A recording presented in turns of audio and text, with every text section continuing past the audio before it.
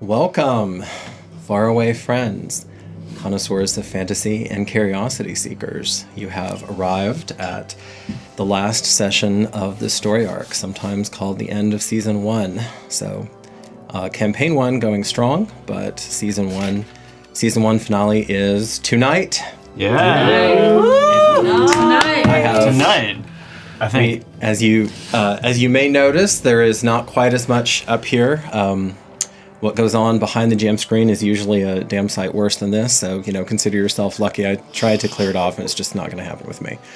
So, instead, we are going to be off and running. We're doing a slightly different format tonight. We're going to have our intermission early, probably around, depending on narrative, around 45-minute hour mark, like that, to give me a chance to attempt to set up the most ambitious set piece that we've ever tried here at Darkeport. No one at this table has seen the set piece yet, and I have gone to lengths, kind of ridiculous cloak and dagger lengths, to make sure that nothing leaked. And our assistant producer, Toby, who did 98% of the work on it, should be lauded. He did a fantastic job, but you'll see that soon enough. You told me all about it. No, I'm kidding. Yeah. Damn it, Toby. Yeah. No, Get in here. Toby's wonderful. So, with that, as always, I want to say thank you, Eldritch Foundry, for being with us and supporting us through this journey. With your guys, wonderful minis, some of which will appear more and more, which will appear in front of the screen, some of them tonight. Since you kind of have to, they're fabulous, but there's not really a mass production thing with them. I mean, you have to really put some thought into what you're doing, because that's kind of the whole point of having customized, beautiful customized minis. So, but I'm going to keep rolling that out. I want to shout out, actually, before I forget, Melissa, you're going to get your very own section. So our own wonderful Discord and chat moderator, Melissa. Yeah. Who also... Thank you. So, yes, not only is she doing that, she also designed Livia Vorn, so Titus's twin sister. I like her design better than the design that I came up with. So I'm still going to use my design, but probably for a different character. But she nailed it on her.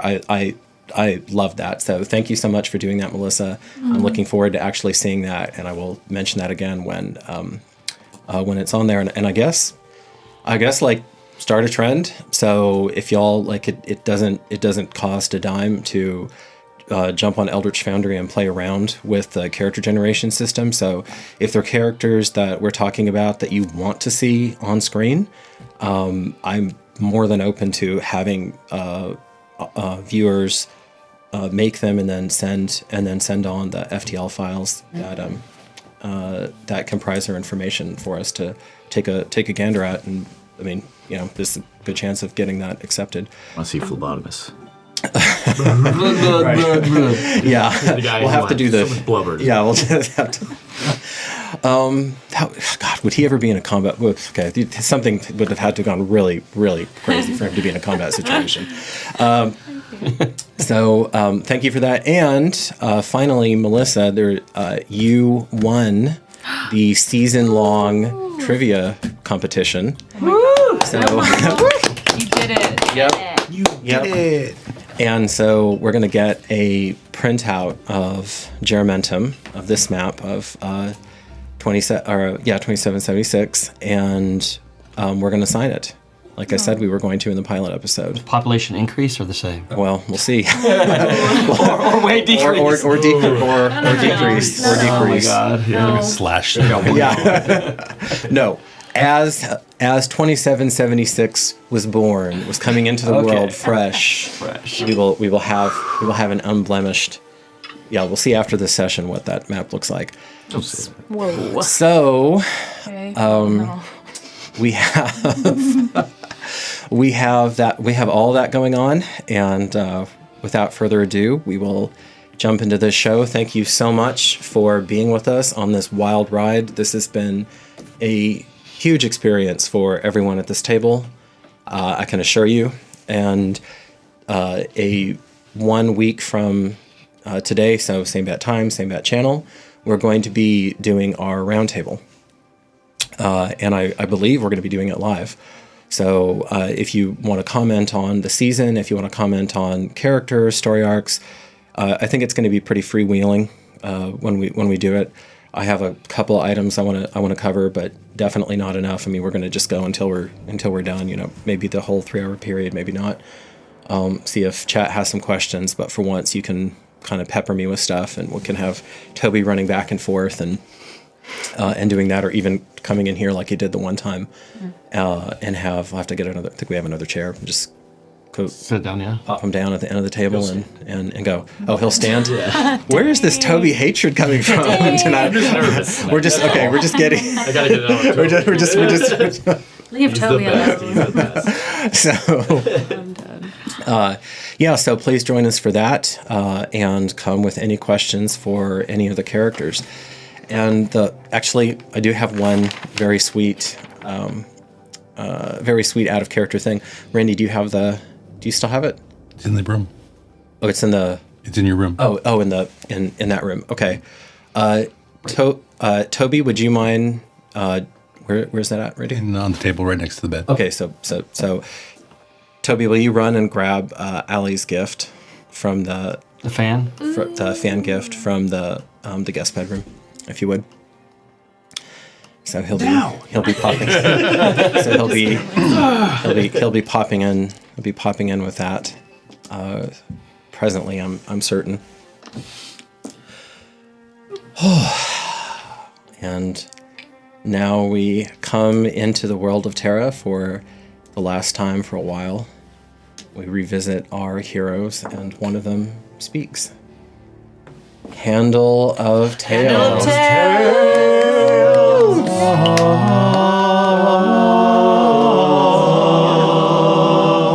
It's taking longer than expected. The intent.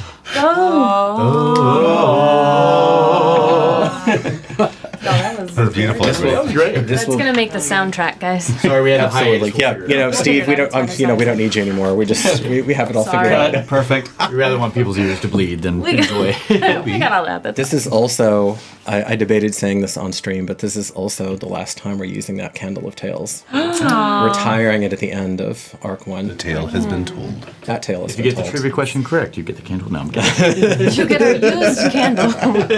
Signed. Side use Signed by everyone. I can't. That's so God. funny. Mess. They're not back yet, and I worry. My mind is reeling in panic for Figulus and Publia. The disquiet is driving me mad.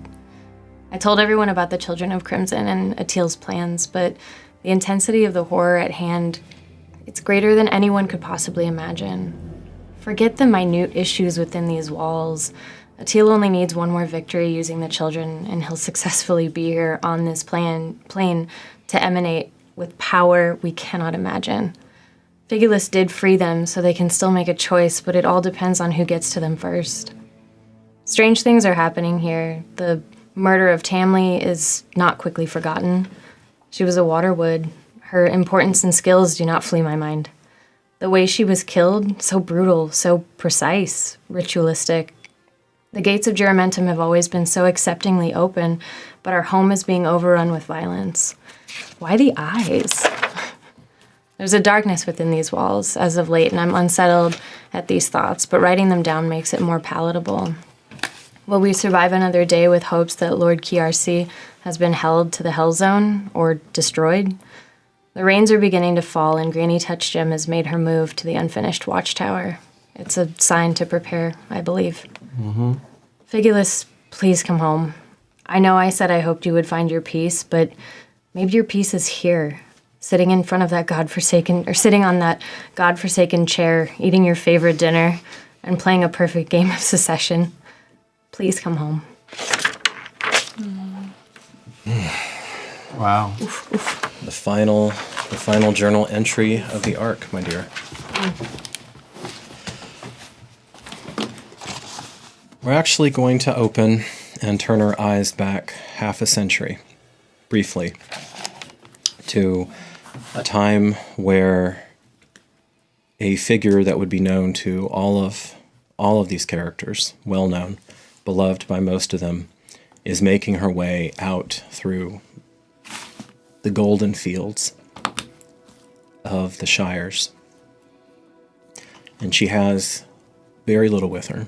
She has a rude rucksack, a walking stick, some herbs, and a century and a half's worth of knowledge and wisdom. And as she moves, Granny Touchgem, she can feel the old power in her old bones. Different from the ones that the humans would call chosen. It moves in quiet, subtle ways for the most part in her. But it has preserved her and nourished her, and now it calls her. It calls her east, always east. Granny's on the move! Granny's on the move! Why is Granny walking out past the fields? A young figure, really not much more than a kitling at this point, runs up. Granny, where are you going? To where I am bidden, Finny Touchgem. Well, where's that? It's really far. You're gonna miss tea, or at least witch's snack. And she smiles a little bit, continuing forward. Well, okay, I'll come with you. Think twice before you do that, little one. No, come on, look. And she looks back.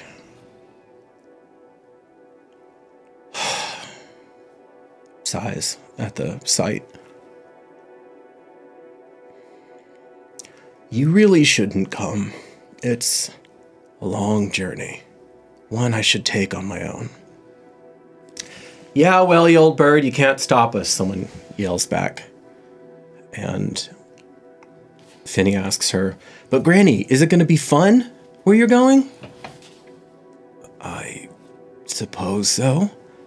It's also going to be dangerous.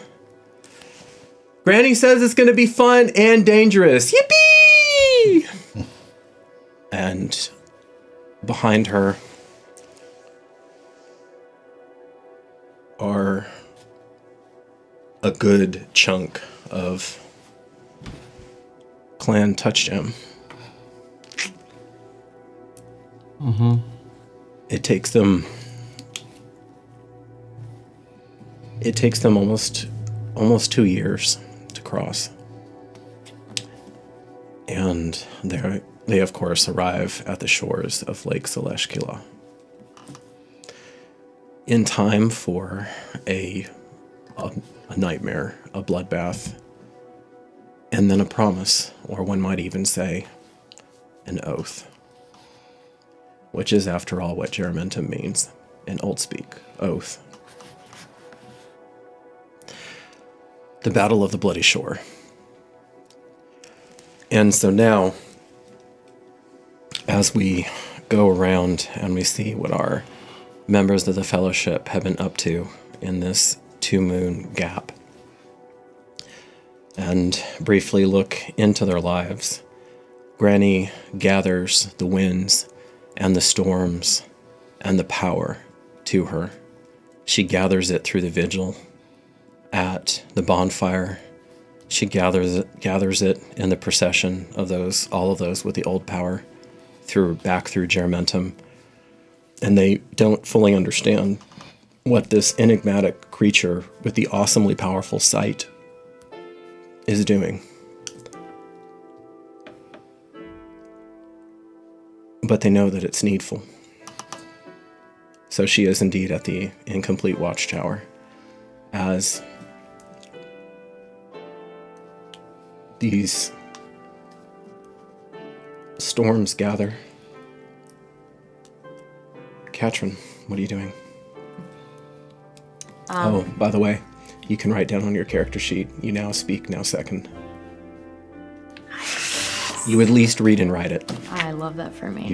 You do not currently have a person to speak it to. You have not had a chance to try out the grammatical indications. You have an approximation of it in Darrow, in the common tongue, but you're not sure yet. But you can read and write it. You can read it, write it as only you can with a perfect memory and a perfect brain. You've had enough time to absorb it now. I think for her, I know did you call me? Not yet. Okay. Yeah. Well, she's going to be obviously studying that, and she'll be in the hut, and all you see in the hut is just papers and scrolls everywhere, but she's been practicing that, and she has been writing letters, like when you're not in love, but you have a crush, and you're writing letters to them, but it doesn't sound right, and so you're throwing it away, and you just keep writing. And the letter that he wrote for her is pinned up against the wall. And she's just trying to figure out what to write, how to write it, and how to get it to him. And then she's just been studying. You've come across an entire section. We won't get into it this session, but write down that you found a good chunk, actually 2 different chunks that you cross-sectioned in 2 different grimoires, from 2 different adventurers about the Gravedigger. And suffice to say for now that what you find does not fill you with confidence. Okay, so that's what you're doing, largely staying to yourself. All right. Maybe visiting Livia every now and then, but Okay. worried. Livia soaks up as much of your time as you'll give her. As there are 1,001 different things to do. And as her brother, which we'll get to as we go around the table, as her brother Titus becomes more and more familiar with the vessel that used to be called the Ceres, the trireme, in good repair, actually, quite in good repair, she also starts attending those same, at least watching, and sometimes even getting on the ship. So those are times that she definitely wants you to come. Okay.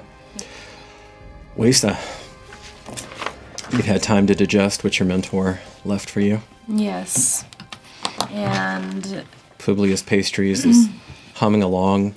Your forearms do ache a bit, but you're seeing them get a little more cut as you're getting to do all the kneading now of the dough. And remember, Publia looked like all fluff, but she was quite able physically. So Lamonius is becoming more and more of a shadow or an alien life form inside of the pastries. He just kind of drags because he's an upbeat, really sunny disposition sort of chap. but he seems sadder and sadder, and even Maya has less and less of her running around in circles and more where she just flops over and is kind of forlornly on her side, looking almost like roadkill.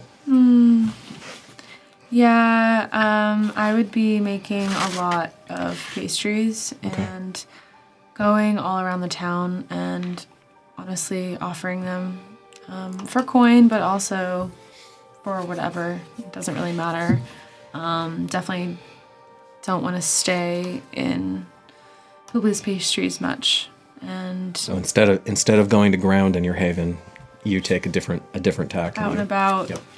trying and really like holding on to people's just smiles, receiving a treat, and trying to sprinkle a little bit of joy into the tension that's in the air.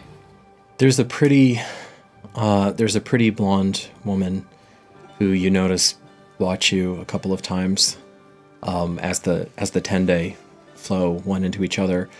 But when you try to engage her in conversation once, she looks really embarrassed and she moves. And at the other end of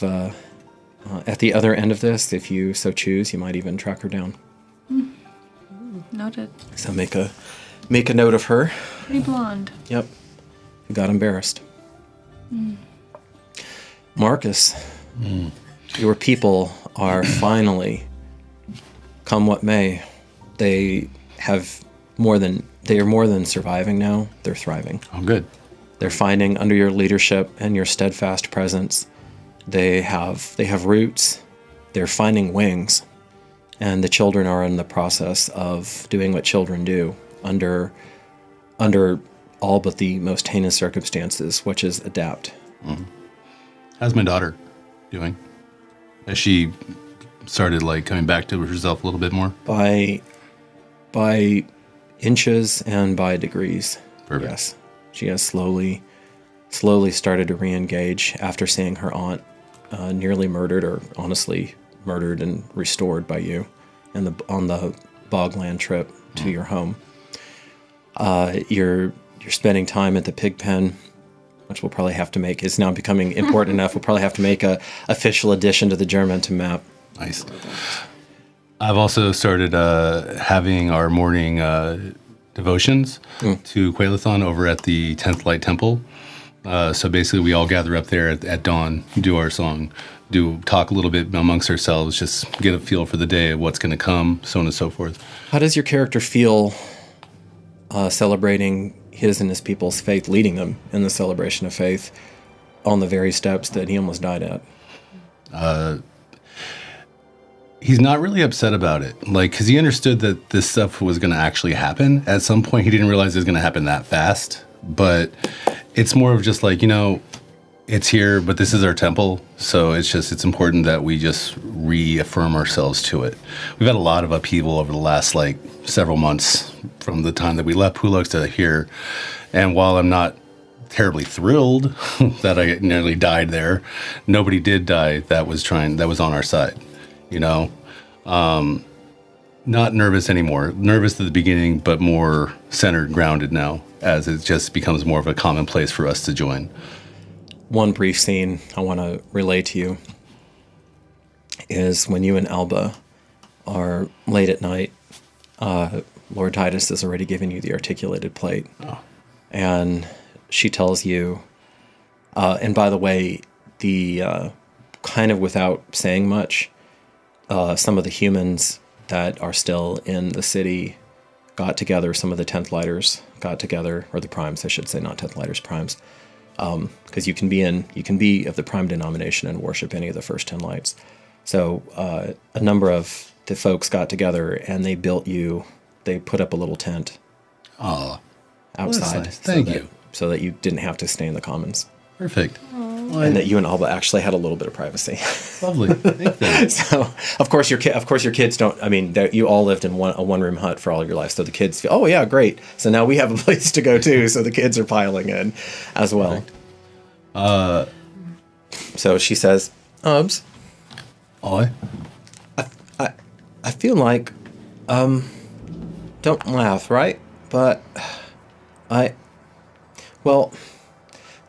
Lord, he has he has his people, and that green-haired lady, she had hers, and I just, I want to see if I can dress you in the armor. Oh, of course. Oh, Really? come on, let's do it. Okay. We're in our private area. I'm just going to strip right off and just let her do her thing because I have no idea how to put this crap on. And so she kind of starts like, what does this do? And she's grabbing, is this for your head? And she has a codpiece right now. And she's like, I love it. Oh, I think that goes a bit lower. Love. All right. boy pops. And Well, we won't have more children someday, right? well, Love it. she looks around and Lucia, Quinta, and because your niece was over here, and she says, "Mind your, we need more space. We do. We need more space." So she shews them out, rebuffs even Livius, although your oldest is coming around you less and less. He's still cheery, he's still happy, but he seems to be interested in he seems to be very interested in the marketplace for some reason. Oh, really now? Even though he has no coin. Got it. And Good to tie the tent flap shut once everybody's out. right. And she before she does, in fact, Randy, try to help you in the armor, but first she investigates with you a little bit more certain aspects in the armor, and plays around with it with you in it. And and after that she's like, I don't think that's where that goes at all, Ubs, but I ain't complaining it. And then eventually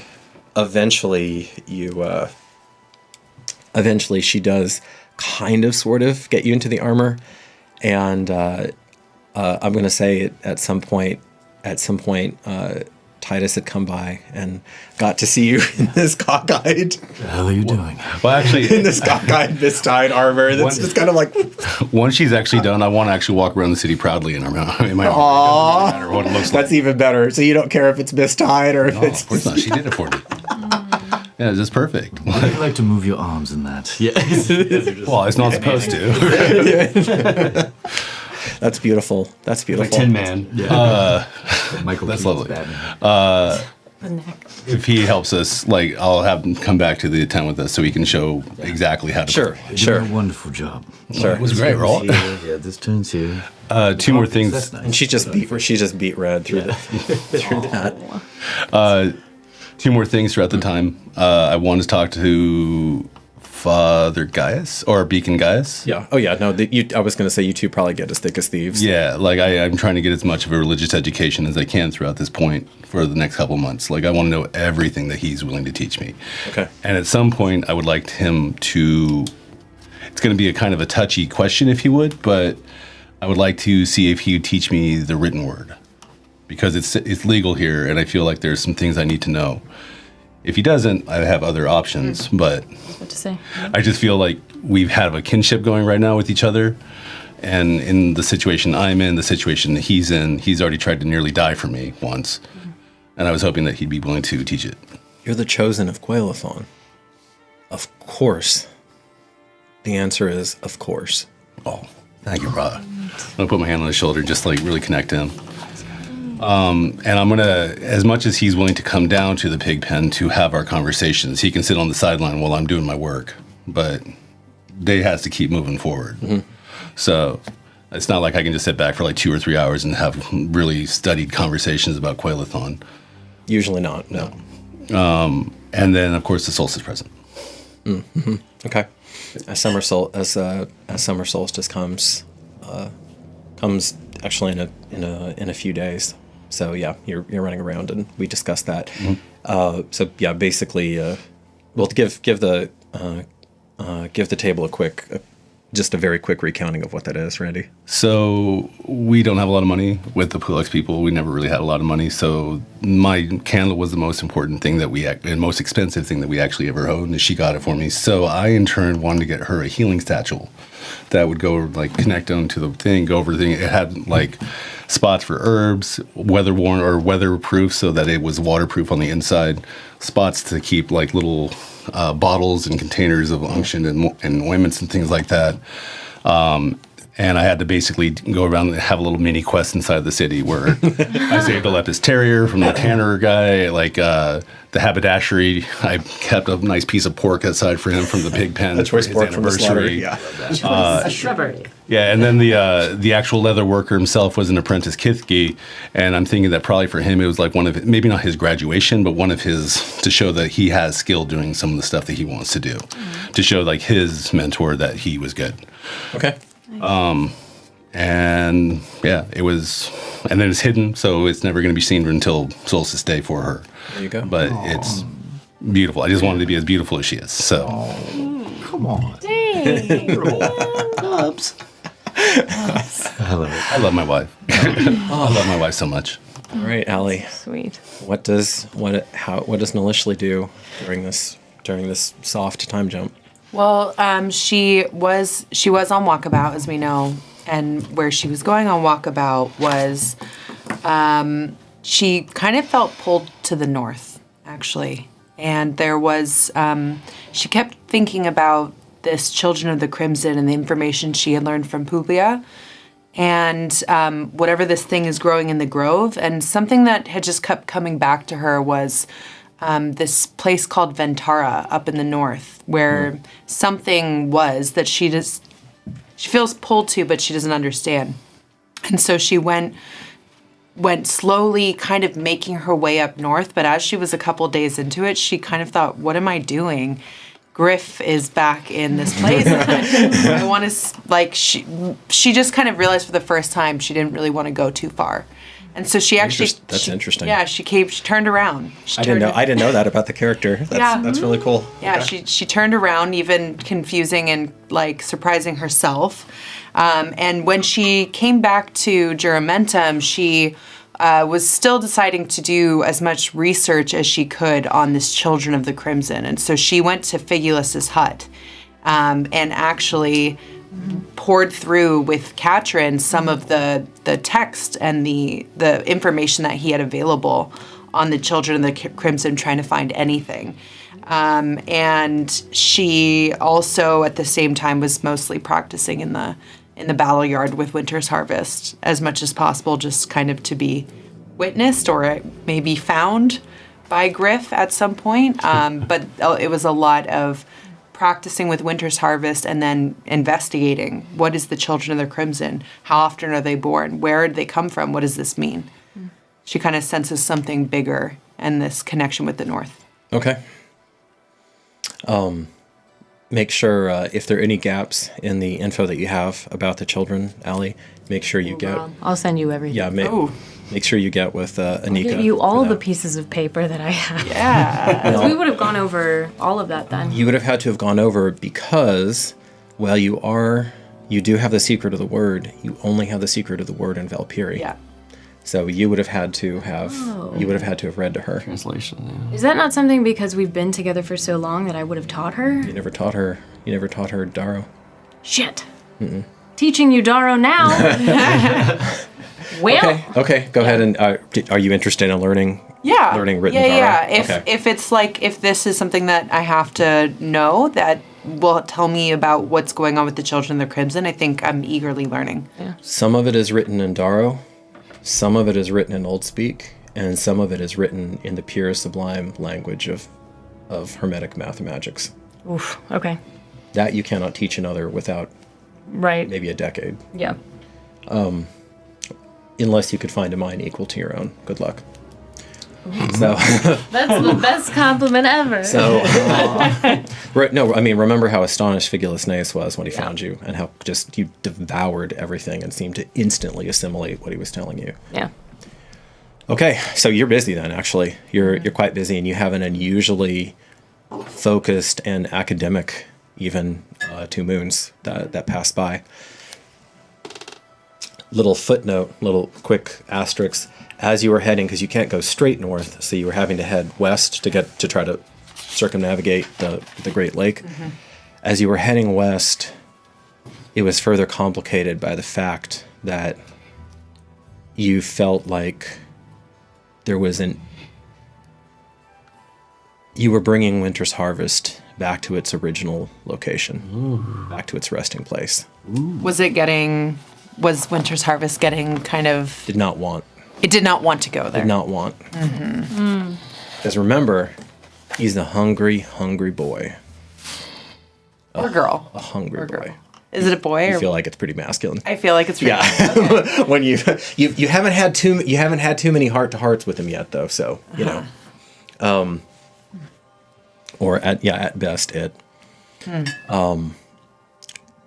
Actually, before I move on to Merrick, make an. How nice do I want to be? Make an Arcana check. Versus wisdom. Versus insight, yeah. Ooh. That's going to be a 19. Nice. Nice. Oh, yeah. You sit in serious meditation with Winter's Harvest, and you learn 2 important things through trial and error, and also your own intuition, which you then test. One of them is that, and I think you as the player kind of already knew this, and maybe even the character, while it does become an extension of you when you're in a rage, when you've allowed just a little bit of that kind of life force and viscerality to rise up in you, you can feel it eagerly leaning in. And because you're doing this out of combat, Allie, you notice that not only does it lean in, but it pulls you into it a bit as well. And so if you were in the grips of a deep, deep rage, you don't know what would happen. If you continued to use it and continued to use it and continued. When you say it leans in and like it pulls me in as well, like is that like like imagine it's here on one side of a dark mirror, leaning in towards you on its side of the weapon. Its presence, its intelligence, and you were here, and it's kind of pulling you in a little closer to that mirror, with it being there, and that's when you feel like it has a pretty masculine presence to it. And then the other thing, on just a very practical level, is that although it does have a sort of ambient arcane charge to it at all times, I mean it's empowered, it's a magical weapon. It does its best work after it's drunk, after it's fed, and it will feed even off of you if you let it. Because I'm going to say you maybe pricked yourself just one time to see what it would do, and it will take your blood, it will take your delicious silver blood just as swiftly and quickly and greedily, actually more so than anybody else. Okay, so those are 2 important things to know about you and your bestie. okay? Terrifying. Cute. Yeah. So cute. Great. Although you do not have another like clairsentient voice in your head like you did that once or twice now. Yeah. You don't have any, hasn't reached that level. Okay. When you're investigating it. Merrick, okay, so you're training. Go ahead and Let me describe what I would describe like. that. Yeah. So I like to specifically get the slavers, and I call them one early dawn. The ones who are working as servants, the ones who are working as mercenaries, or all of them? The ones that are going to be I'm conscripting to be part of the Okay, there's 6. There's 6 of them left. 6 of them. So I will bring them to the arbor. The arboretum. Specifically where the 2 torches are. If people have seen the intro, you probably can imagine where the fountain is. And Merrick, he has them kind of meet him there, and he asks them, men. He's wearing a cloak, by the way. His green cloak he typically wears when he does as a ranger. Men, circle around. Right? They do. Half circle. Merrick walks forward, and he removes from his cloak what looks to be some chains, and he literally just drops them in front. He then looks at him hard, and he slowly removes the cloak and lets it fall down. And what the men see in front of him is a patchwork of scars, mostly, some tissue, which look to be covering up what could only be divots of flesh underneath. Dozens and dozens on both his back and his front.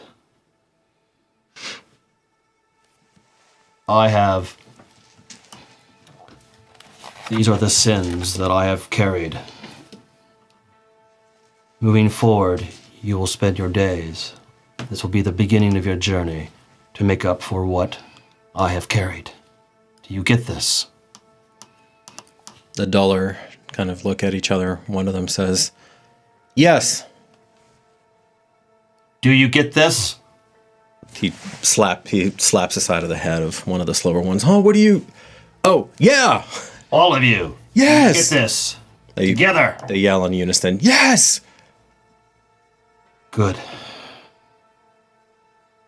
May you redeem yourselves. And then come with me. And he walks to the sparring pit, and we pick up wooden swords, and he begins to train them one-on-one, and demonstrate, hopefully, that of what he's made of, and to hopefully get their respect, both physically as well as ability to learn. So make a performance roll with advantage. And then after that, make an intimidation check using strength as the attribute. Ooh, that is a 13 and 1. So it'll be performance, Yep. be 12. 12, okay. And then you want me to roll... Intimidation with strength is the operating attribute. That is strength 13. Okay. Not great. No, not great, not terrible. I mean, they're polite, they're attentive. The smartest one seems thoughtful, or maybe the most reflective. Hard to say. He doesn't talk as much as the other 5. I rolled a 1 on that advantage. The first one. Oh yeah, no, you're Oh, that's better. So in the performance, 17. okay. So with that reroll. Yeah, no, fair enough. So as you were, since that was luck and not your skill, as you were, always have to keep it real and remind, because it's important to know what's actually happening in the world. It has nothing to do with your speech, Corey, but what happens is that a falcon comes down and lands behind you, and to them from the Macarian Isles, holy crap! It's a falcon! It's a falcon! And they're pretty rare here, not unheard of, but the way that it's rayer than him, and it just happened to land behind you with the wings out for a second. Wow. Oh yeah. So that's the 17. And during practice, I do want to test out Hunter's Mark just to see what it does by focusing on them and seeing if I can... Focusing on one of the 6? Yeah, whatever which one I'm actually fighting, and seeing if it does anything with just... Can I... Okay. So... As I try to learn what this thing does. You feel it. You feel it connect. First off, you can do it very quickly. It's a bonus action, so that's huge. And you have yet to find the limits of the range. I'll wait on that because I want to give you the feedback. Initially, it's going to be swords, and then we'll eventually go to bows. I'm going to Sure. test both their capabilities out, and then the bows might be a little bit... I mean, I'm not going to shoot them, but... How much do you push on that day while you have them there?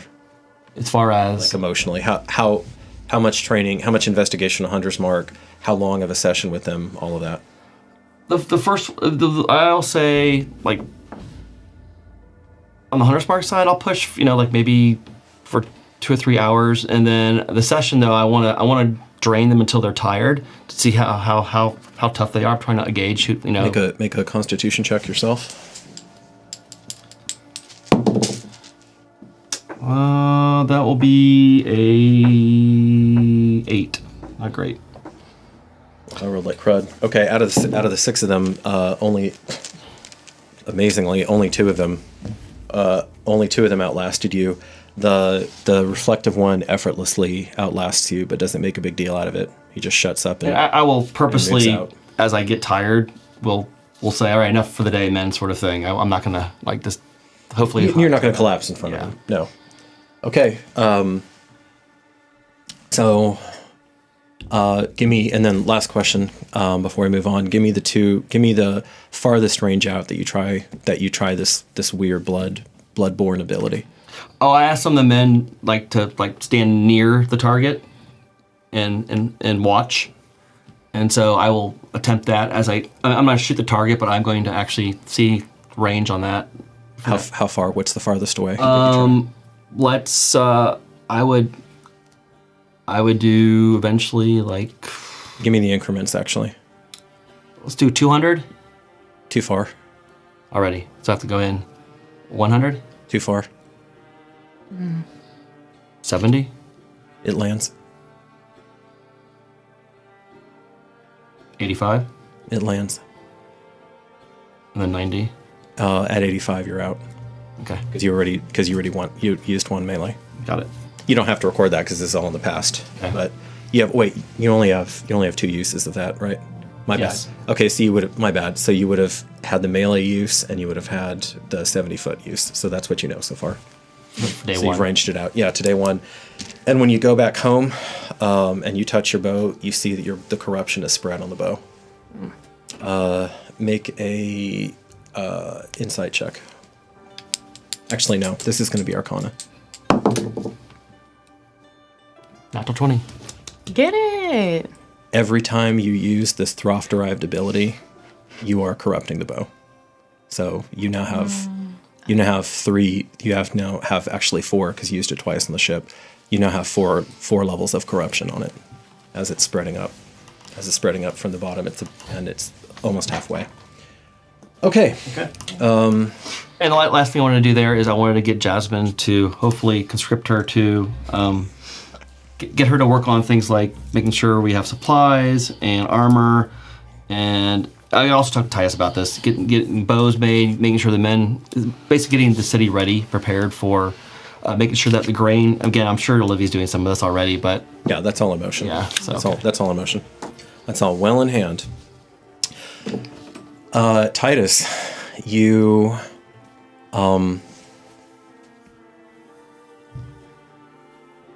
Yeah, what the heck?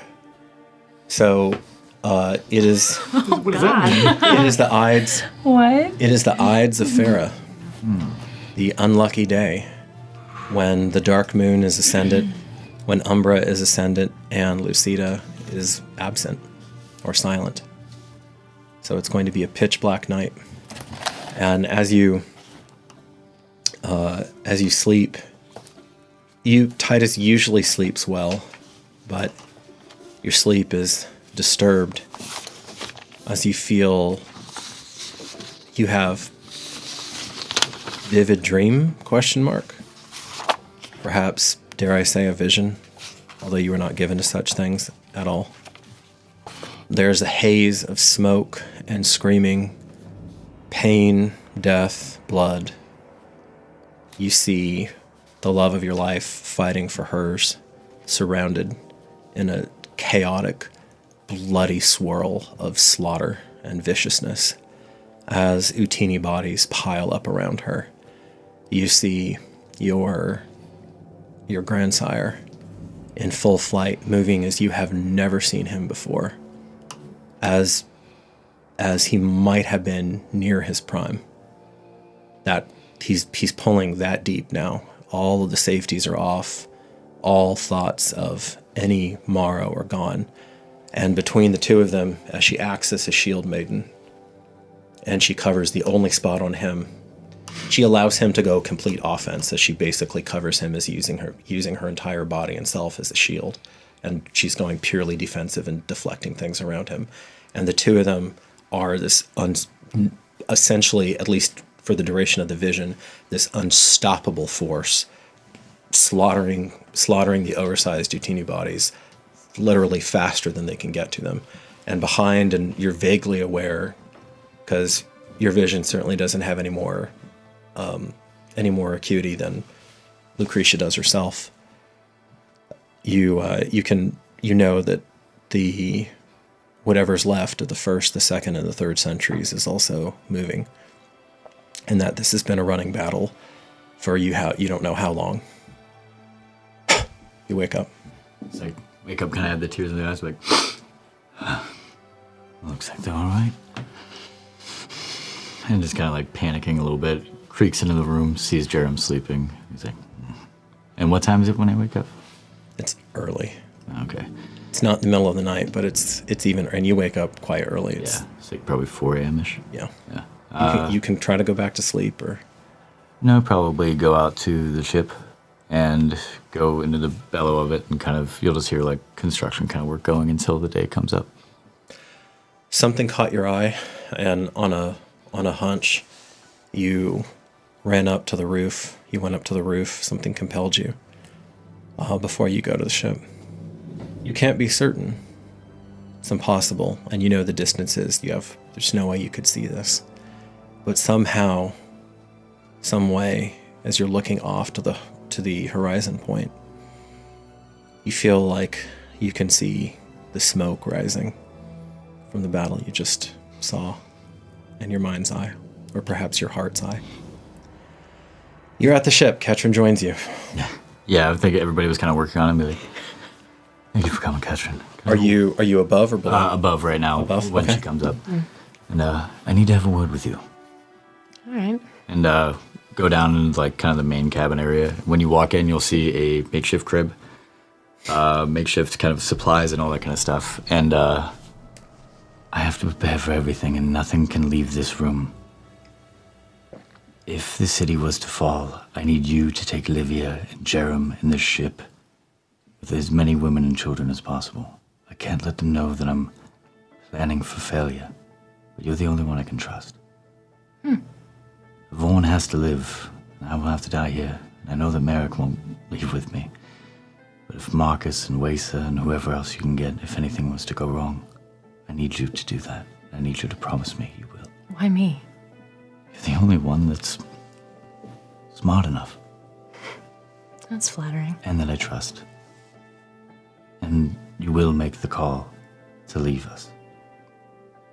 That's a very big ask. I don't think I could leave. What makes you think that I can do this?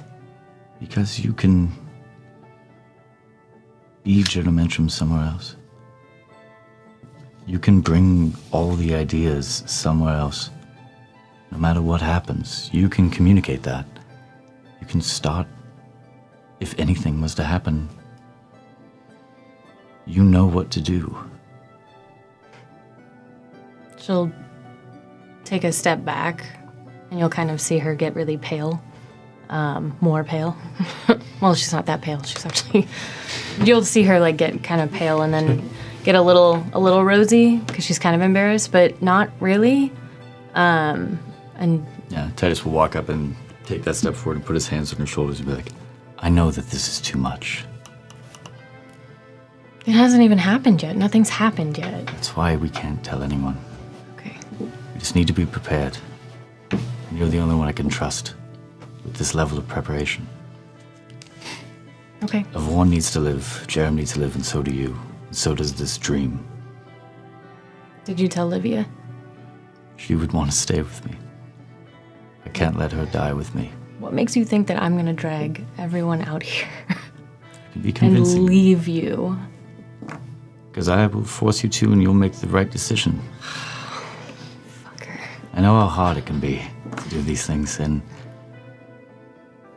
I know that you can make the hard call. Okay. Thank you.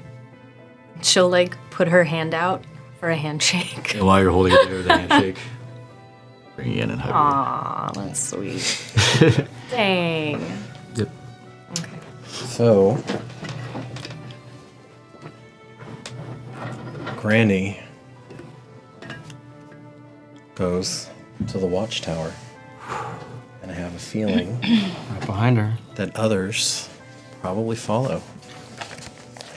What did I feel at the bonfire, if anything? Can you describe that for at least the ones who would have a sense of what, or do we have a sense of what?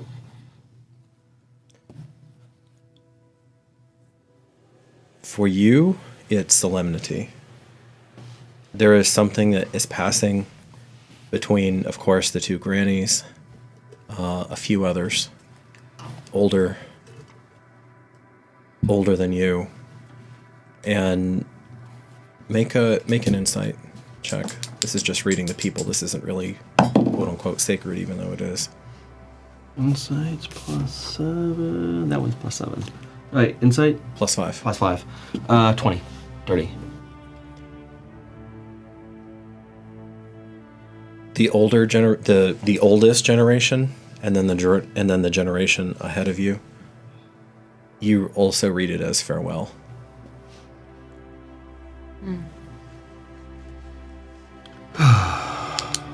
Whoa.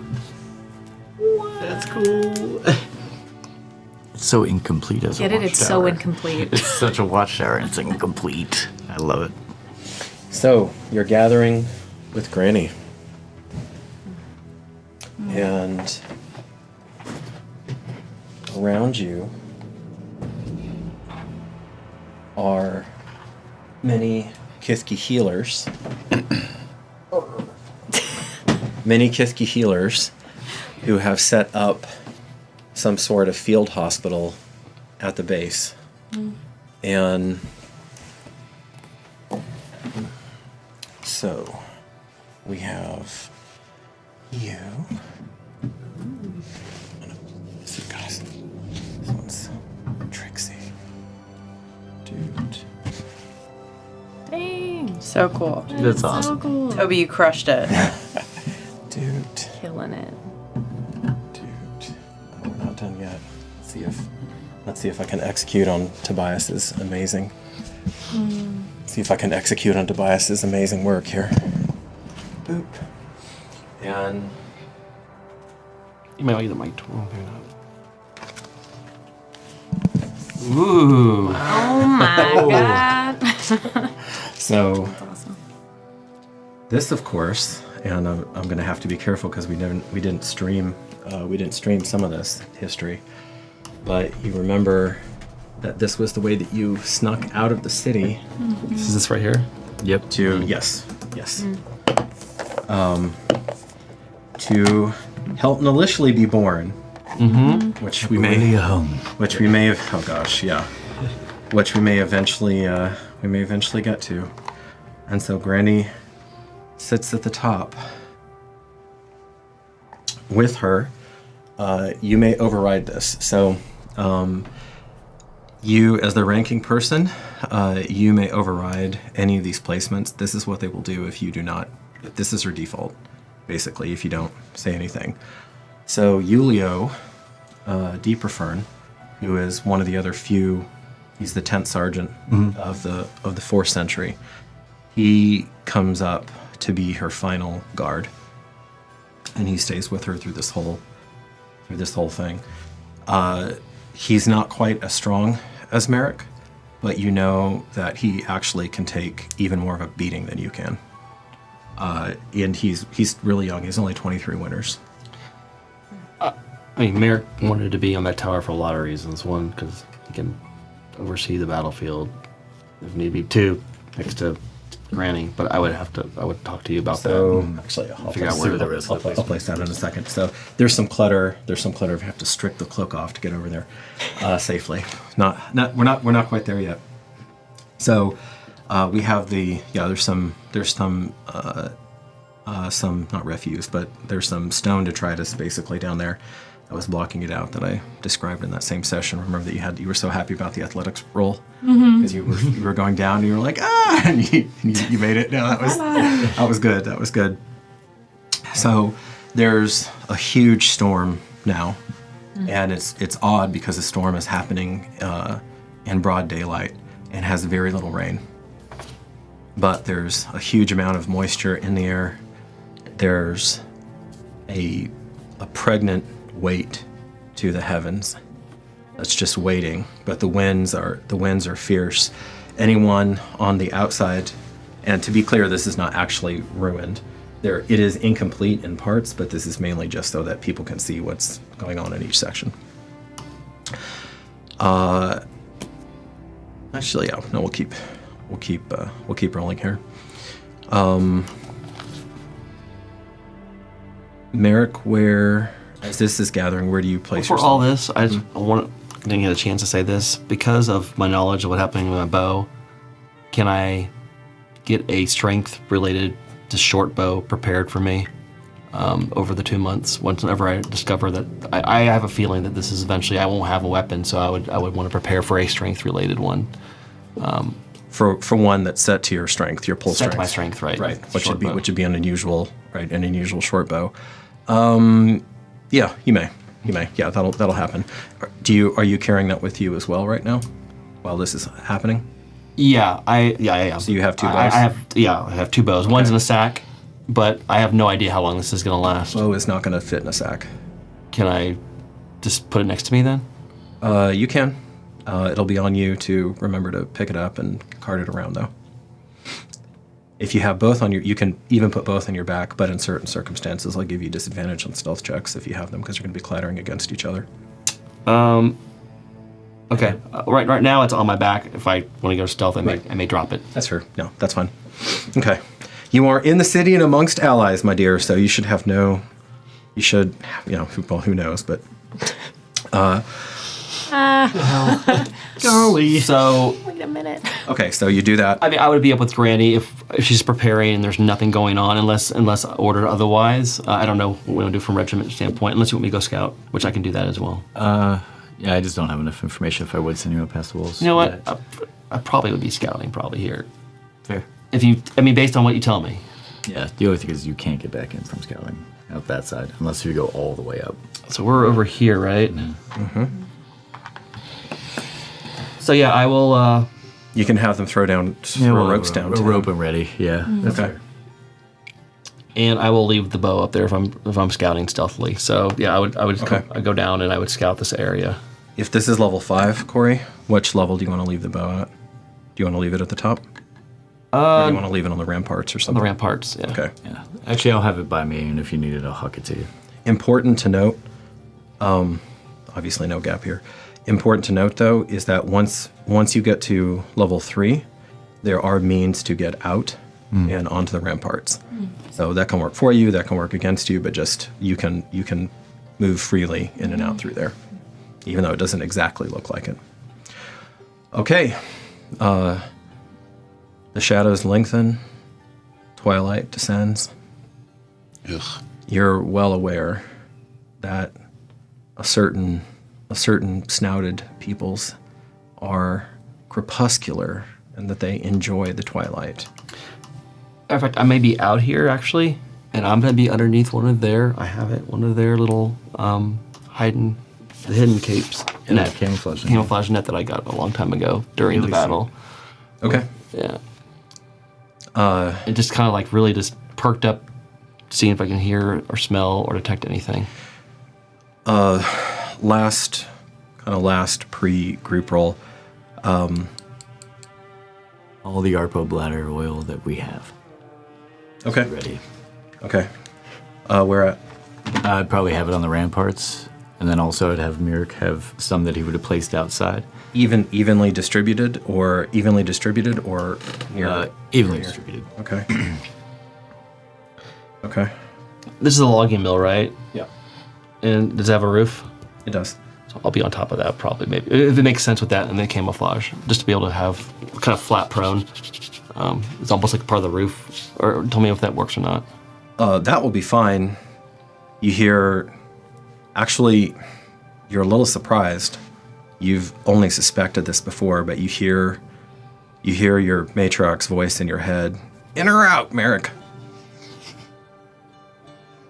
As darkness falls. Right, do you stay where you're at, or do you come up? I come up. Okay. Obviously, a full retreat of all the farmers and anyone outside. Yes. Yeah. Yes. No, figured I'll we give you had credit that, for yeah. that. In that case, I will be up where Granny's at, looking and observing. Okay. Here you go. Figure. Sorry. No, Hand it over. Oop. And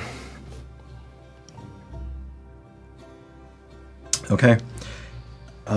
You. I assume I'm not actually on top like that. No. Okay. You just can't fit the rest of it. Eric's showing off. You know, he's doing little tippy toe dances. I mean, maybe sometime. Beautiful maybe sometime silhouette you to go. make up there. So, it's a trick of the wind, and you can only hear it in moments. But you start to hear what sounds like a great many voices and rhythm. And then finally, like I said, make a last. For you, the DC will be 10. For everybody else, it'll be 20. Make a history check, everyone. Wow. You see it. Yeah. 19 plus I a got history. a crit. 9. Okay. Intelligence 6. 21. Okay. It makes sense that your characters would know this. 3. 25. 25. Okay. So so the old Geramentum folks. Makes sense. That kind of makes sense. Ooh. Yeah. Do I get advantage? I don't want to worry about it. Just don't worry about it. 19, you're good. Normally, I would say yes, because of the subject matter, but not in this case. Yours was a little more focused. With his 20, I'll still give it to him. So she doesn't speak again. You can see her, Corey, come into a state.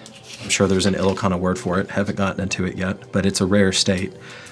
It's something that grannies only do in dire necessity because it exacts a horrific toll at the end.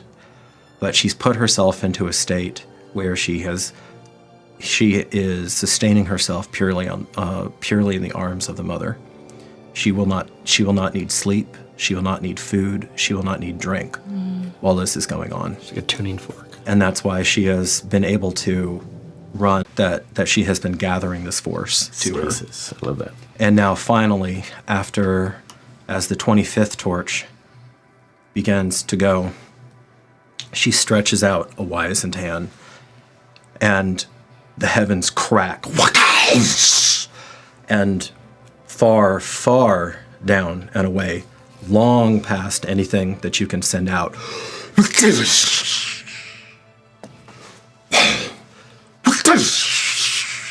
Granny Yoda.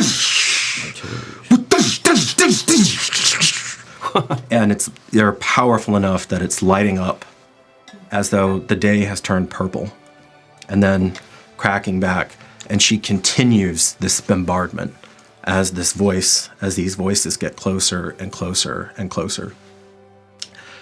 I'm going to let you guys, even though it was a history roll, you watch, and every so often, maybe every 12th or 13th strike, you see it start to come down, and then smashed off to the side, slapped off to the side. Your choice, everyone. Make an Arcana or a Perception or an Investigation roll. This is information you can arrive at from many different ways.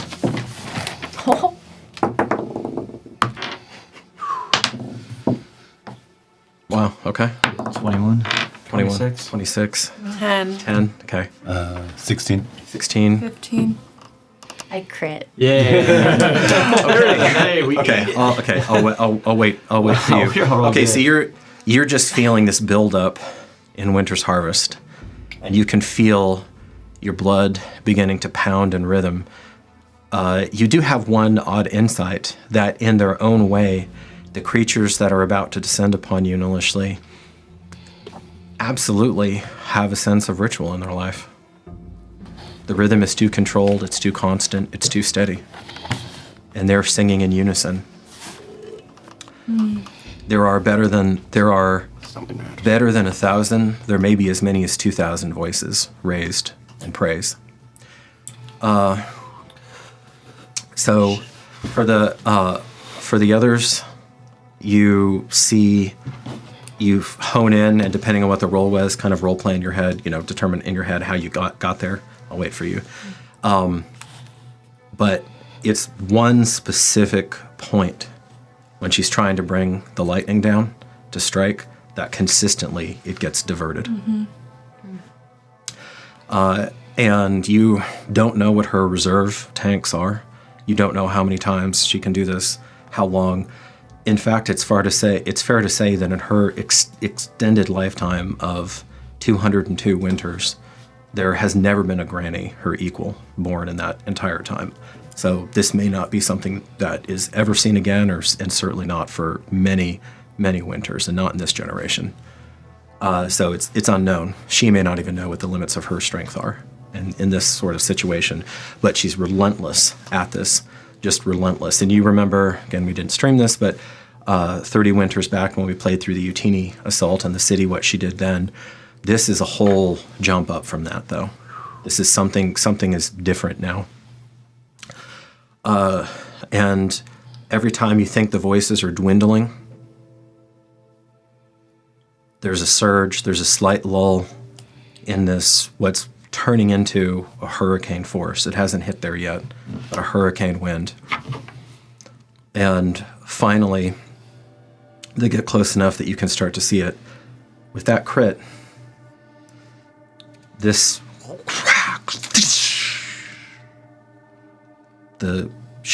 Granny Touch Gem's might, or beseeching the Magna Mater, which was asked and answered in spades, slows down. You see the tendrils of energy going through. You slip into the river.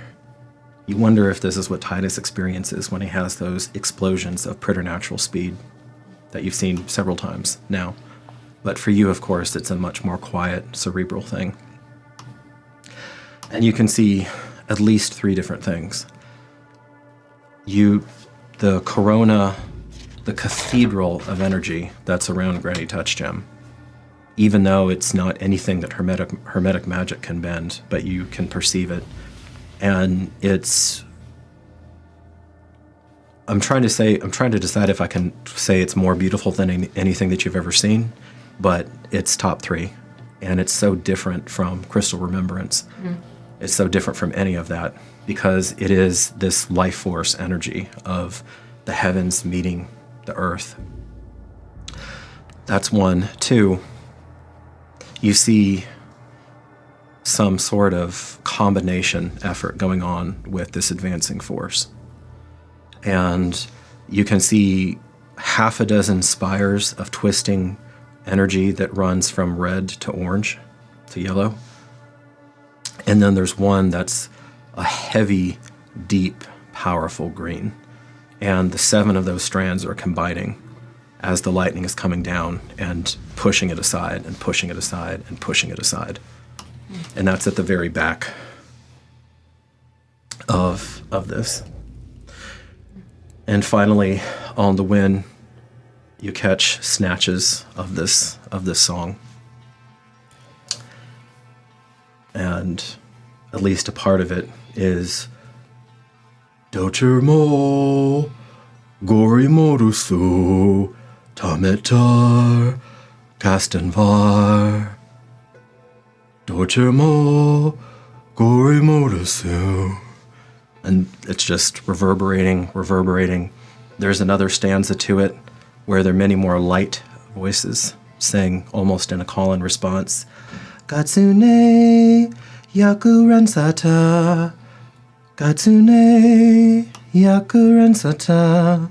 And you don't know if it's a lighter male voices, female voices, or something completely different.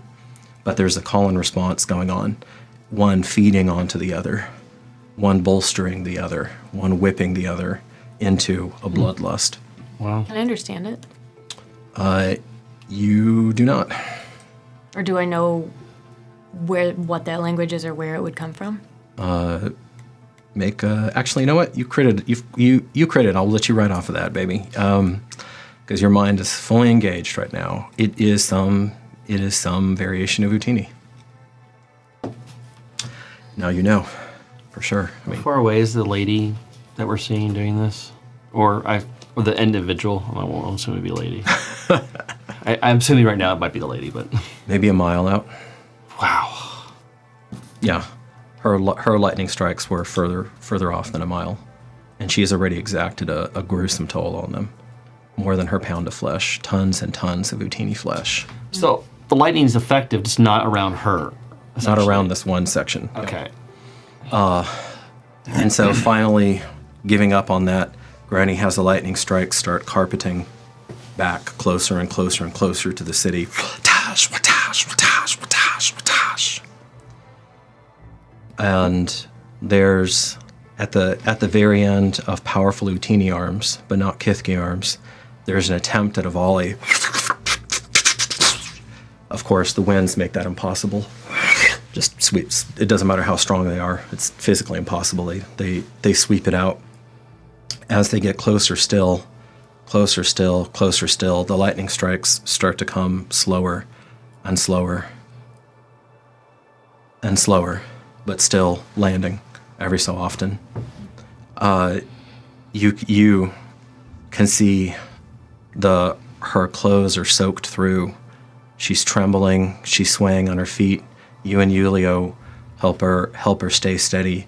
You hear her in fervent prayer, and then pull down again. And she's doing a lot of effective damage still. Just not... She's destroyed you. She's destroyed countless. A point where I would be like, reserve your energy. I mean, Merrick's thinking, continue, reserve energy, continue, reserve energy. You can tell her what you like. She is a granny on a mission. She is in motion. And finally, at a range of about, and Katrin, I'm going to be pretty specific on this because you would be paying attention to this. Because of that crit, at least until there's a break, I'm going to be treating you as though you're in fine form, which is saying something when you have 20 intelligence and keen mind to boot. On top of that, and a proficiency in Arcana. So, farther out... Where is it coming from? The south, the north? Just a second. Farther out than you would want, you see this range south. Basically, as it sets up on the map, with the city being here and Lake Seleshkala being behind me, way behind me, but other side of the city. So, about 300 feet out, which is better than twice the distance of even your long range stuff. You see, again, this time those 6 strands of red, orange, and yellow combine, minus the green. There's a writhing sphere of hell on earth that comes launching toward the tower. And Granny manages to have it off, slap it off to one side. And like braces. She screams, "We will stand!" In Ilocana, a second massive sphere. This she tries to throw back onto them. Misses, hits like the river, actually quite near the mill. You see the mill start on fire. And yet a third. You've never heard her scream. This is a raw, visceral inchoate. Just bellow from the depths, from her depths, as she pushes back, and for a second, those on the ramparts are in danger of being flung over, because the wind. She's not a wind caller from those fabled isles, so she doesn't have that kind of precision. Plus, this is just too much power. But she buffets them with this now gale force, which slams, and remember, it's dark, y'all. So you're hearing this, you're seeing flashes of death, and it looks like every time there's a flash, you just see a wave of bodies as far back as the light illuminates. And she sends it back at that same sphere. And then you see them working in unison and dissipate it before their own spells, before their own active will is turned back on them. I can do this all damn night. And they continue on. They're now closing in. Do any of the fellowship who have means want to generate some light? I was say, Katrin, light that one. Yeah, 100%. I'm still next to her. My shield. I'm is ready down. to fire at it as soon as I see something. Your hands are starting to. Were we all at this point like right, pretty much at the base of the tower? You all are going to decide. Okay. So, we'll do this. I'm ready for the big reveal. Okay, so Big we have- reveal. I'm being silly, but so you have some of this debris going on. Boop, boop, boop, boop. Oops. Boop. You have some debris going on. You have the 4 waterwoods left, including one of your own sergeants. Yep. Penuo, yeah. No, not Penuo. Garrick, you preferred. So, including one of your own sergeants charging in, and they're trying to get to the base as well, and they're trying to hold hands with each other. All right, so time to place everybody. Let me get. Wait, you're the commander. Do you want to go first or last in this, Donnie? We go by dexterity, how we usually do it, so I can see what they're at. Okay. You don't want to go first? You sure? With all those being there now and kind of seeing it getting a little bit more up, I would have put the Arpo bladders more concentrated towards the tower than opposed to even equaled out. So like more Yeah, more stockpiled here. 40% there, and then the rest kind of set across. Yep. Okay. All right. So you just want me to do it by dex? Place people by Yeah, dex? you know what? Actually, just put me right next to the tower, right near the one that of the secret except that only I know. Okay. So on the bottom. rampart. Bottom. Rampart on the. Yep. Okay. Because they're coming in this direction, correct? Yeah. Okay. They're coming in. Let me get my light bear. That's cool. And I'll let you change your mind once you see what her light reveals because you have enough time. Okay. Your hands, they're not necessarily itching, but you can feel them. There's a little bit of tension. Does it feel like nettles this time? No, not nettles. Something new coming through. Ooh, something new. Something borrowed, something blue. Yeah. No, you have. Oh my god, are you getting married? Wait, you're already married. I probably butchered that. You have a sudden urge to just touch something. Heck yeah, I'm gonna touch the tower. Where am I? So I was actually gonna keep myself near the healers or her, like always, pretty much just like that. You touch the wall, Randy. Sure. And it lights up.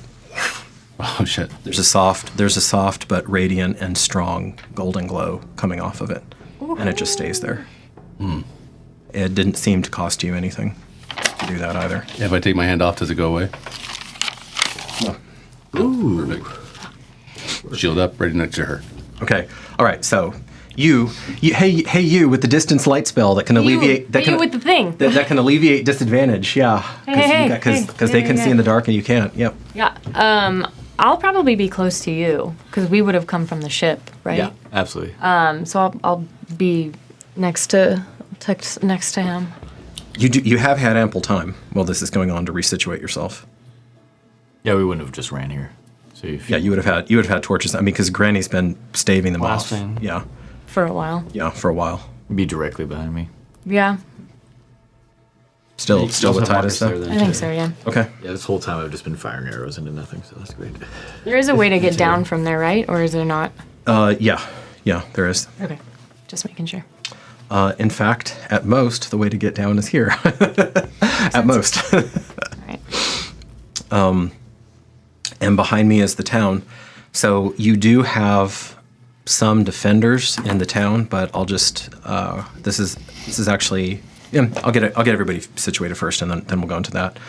All right, Corey, we already have you, and Marcus is next to her, right? Lisa, you would be next. Okay. I would be on level 3 of the tower. Okay. Oh, right. Here I am. And you have your armor, you have your bow, you have every everything. item that you've ever been given, I assume. Okay. It's time for everything, baby. Everything.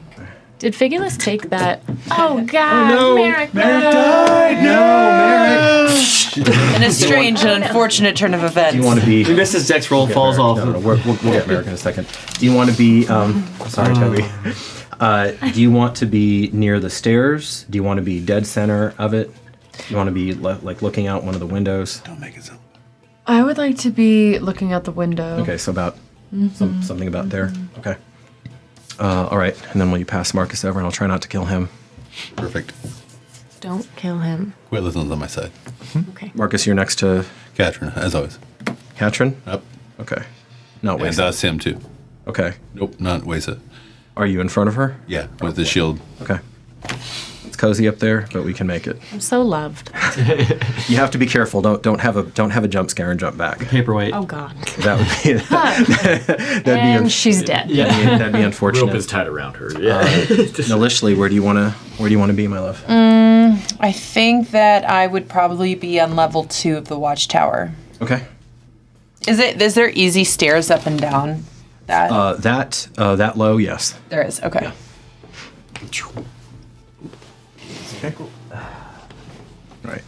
And because this is the lowest level that any of our heroes are at, I am going to leave, for obvious reasons, I'm going to leave the tower down right now. So I have these folks here, but we'll see what happens. Can I ensure there's a rope that I can drop down from our level if need be during this initial round? I have 50 feet on me. You can. So you tether it up to one of the crenellations up there. Okay. That way, if I need a propel. And or where's the something. rope? And where do you put the rope? Where do you want the rope to drop down to? The front or the back? Or the battlements? I have it towards well, that's a good question. Towards the back, probably be better. Okay. So down into the city. Okay.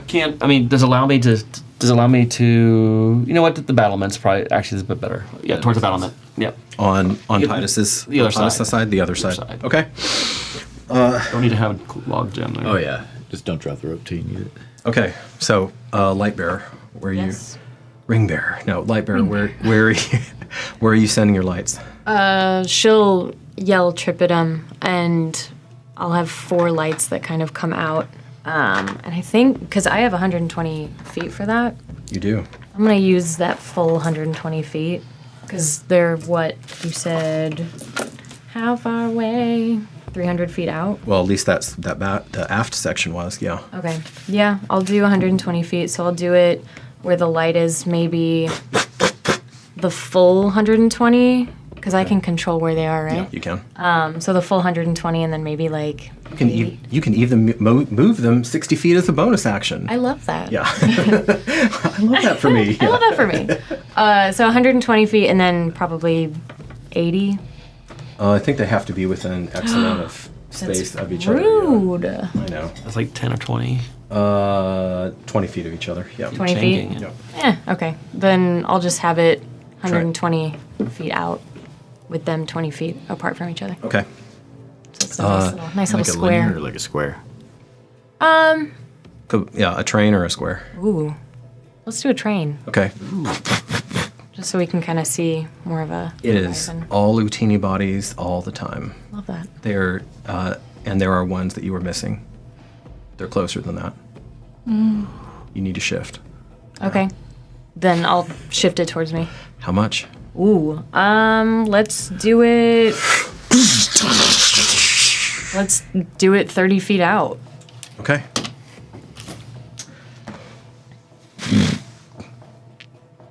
I'm also going to remind you that you have Lux separate from Tripidum. Yep. And you can do both at the same time. Can I? Tripidum's concentration, but Lux is not. How Lux far is is Lux, though? 120. Is it? For you. Guys. Yeah, for you. So, okay. And you start to see No. I don't like it. No. Just put it away. They were supposed to braid. I gotta go. I gotta leave, guys. Oh, I chose a bad position. And as we get ready for our interim, Golly. we see our heroes. Our heroes getting ready to hold the line. We see Granny has one last, almost point blank, just right here.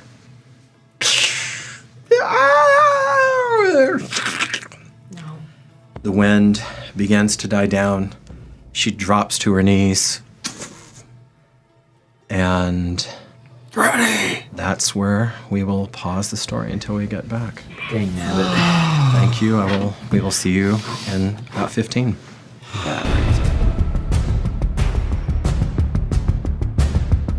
Why limit your imagination? In the tabletop role-playing space, customization is everything, especially when it comes to your character. Whether you're a player, a painter, or a master of tales, your character is what matters most. Using high-quality, fully customizable miniatures, you can be built for battle with Eldritch Foundry.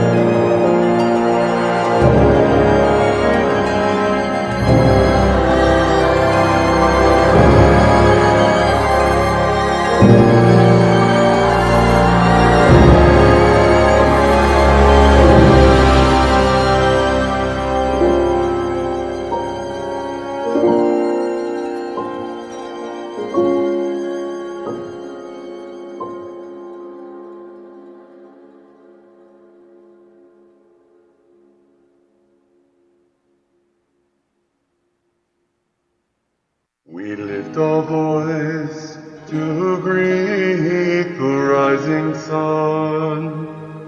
Your splendorous touch burns away the dark. With a soft golden hue, your world is made anew. We follow the path you've laid.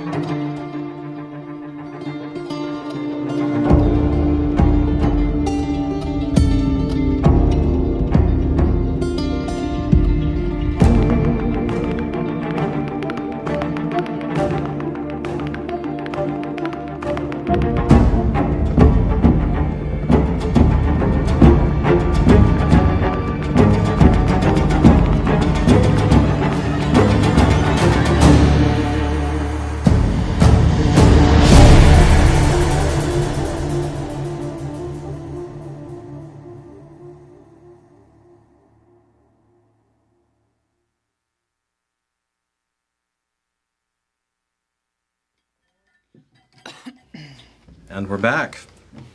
All right. So, Katrin, you send out, you rearrange your ability to see.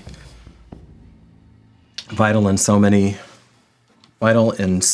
ways. Yeah. So that actually has to be further apart.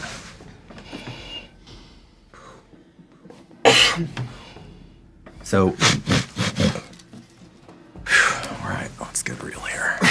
Oh! Ow! Ow! And Shoo! Welcome to the gun show. all right, so Teeny what? you see a number of things, quite a number of things. First off, you see unfamiliar but familiar Utini. They do not range as greens or grays, but rather as russet and earth browns and little bits of red. Also, these ones down here, and you can just catch the little bodies. Well, actually no, because you have the main lux there. So this is actually quite well illuminated down here. Got you, girl. Ooh, yeah. And you see quite a few of these little critters What? running around. You don't know the dialect sorry. yet. You see Can you repeat that? You see two of them. Start trying to stack up on three of them, and standing on each other's shoulders. Raccoons in a trench. And It's me. then you see their more formidable brothers arrayed Oh no. all around here. God. Their more formidable brother. Their posture is off. Yeah, terrible posture. You're right. Damn. Well, you know, I see a wonder why they're chiropractor. Literally. No Are wonder you why they're so okay? mad. Like all hunchbacks, you know. That's why they're angry. Yeah. they're just angry. Pain all the time. Big boys. They're angry all the time. If you don't offer some massages, they might just go Crowding lay in, down. Pick them up, snap. waiting. Some of them seem a little disoriented by the death and the lightning as they're climbing over the bodies of their brothers. Are they shying away from the light? No, Shit. no. Okay. Don't like that. At a guess, you would say that these, because you're watching them and they're quick, they're small. I mean, they're like Kithki sized, but they're much quicker. They're fleeter of foot than Kithki. They're not any faster and more agile in reaction time, but they're fleeter of foot. They do have the same, somewhat the same snouts and furs. So that, Oh, and then there's 10 times more of this. No. There is. Is it like the CGI orc scene in Lord of the Rings? It's Helm's Deep. It's Helm's Deep. Are we talking Helm's Deep right now? Nowadays, one of them. What did he say? That's what and then so you get another. Figulous coming from the west? Yeah, please, please. Oh my god! First light on the fifth On day, Shadowfax. Figulous So that kind of shows so yeah, up. that's basically good. Not exactly, but that's basically good. And then, whew, okay, nope. So I wasn't kidding when I said it was Utini bodies as far out as you can see. Don't like it. Dead bodies, right? There are plenty of dead bodies, and there are also plenty of live Utini bodies. And That's the oils for. the unelectrocutable entourage is advancing, but doesn't seem to have hit yet. More over there too. Sorry, guys.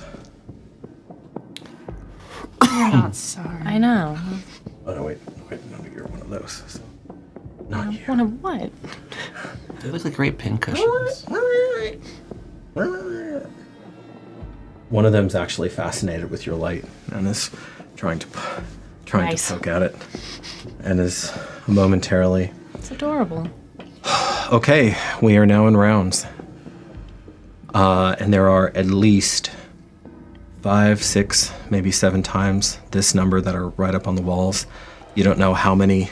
You don't know how many more, and even as you contemplate that, you knew she was powerful, but now she takes it and she has to be as efficient as possible. She double fists this, slams down, annihilates these, and you get to see it just the electricity come down, jump from creature to creature, dead. Another wave comes in, and you've got maybe 2 or 3 more rounds of grace as she's just double attacking. Can we like dump oil in there in the front area? You scream. The winds are still howling. You cannot be heard. However, the well-trained Kithki look like they're familiarizing themselves with the Arpa bladder with the quickness. So what are you doing in your combat round? You scream futilely into the wind. Yeah. I will. As a free action. Yeah. I will. And just as a reminder, Merrick's up here. Can I?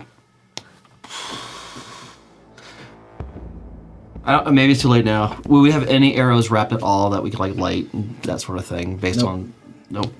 Then that's what I'll be doing. Okay. With what?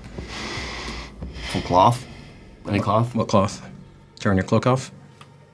I need to. Yep, you need to.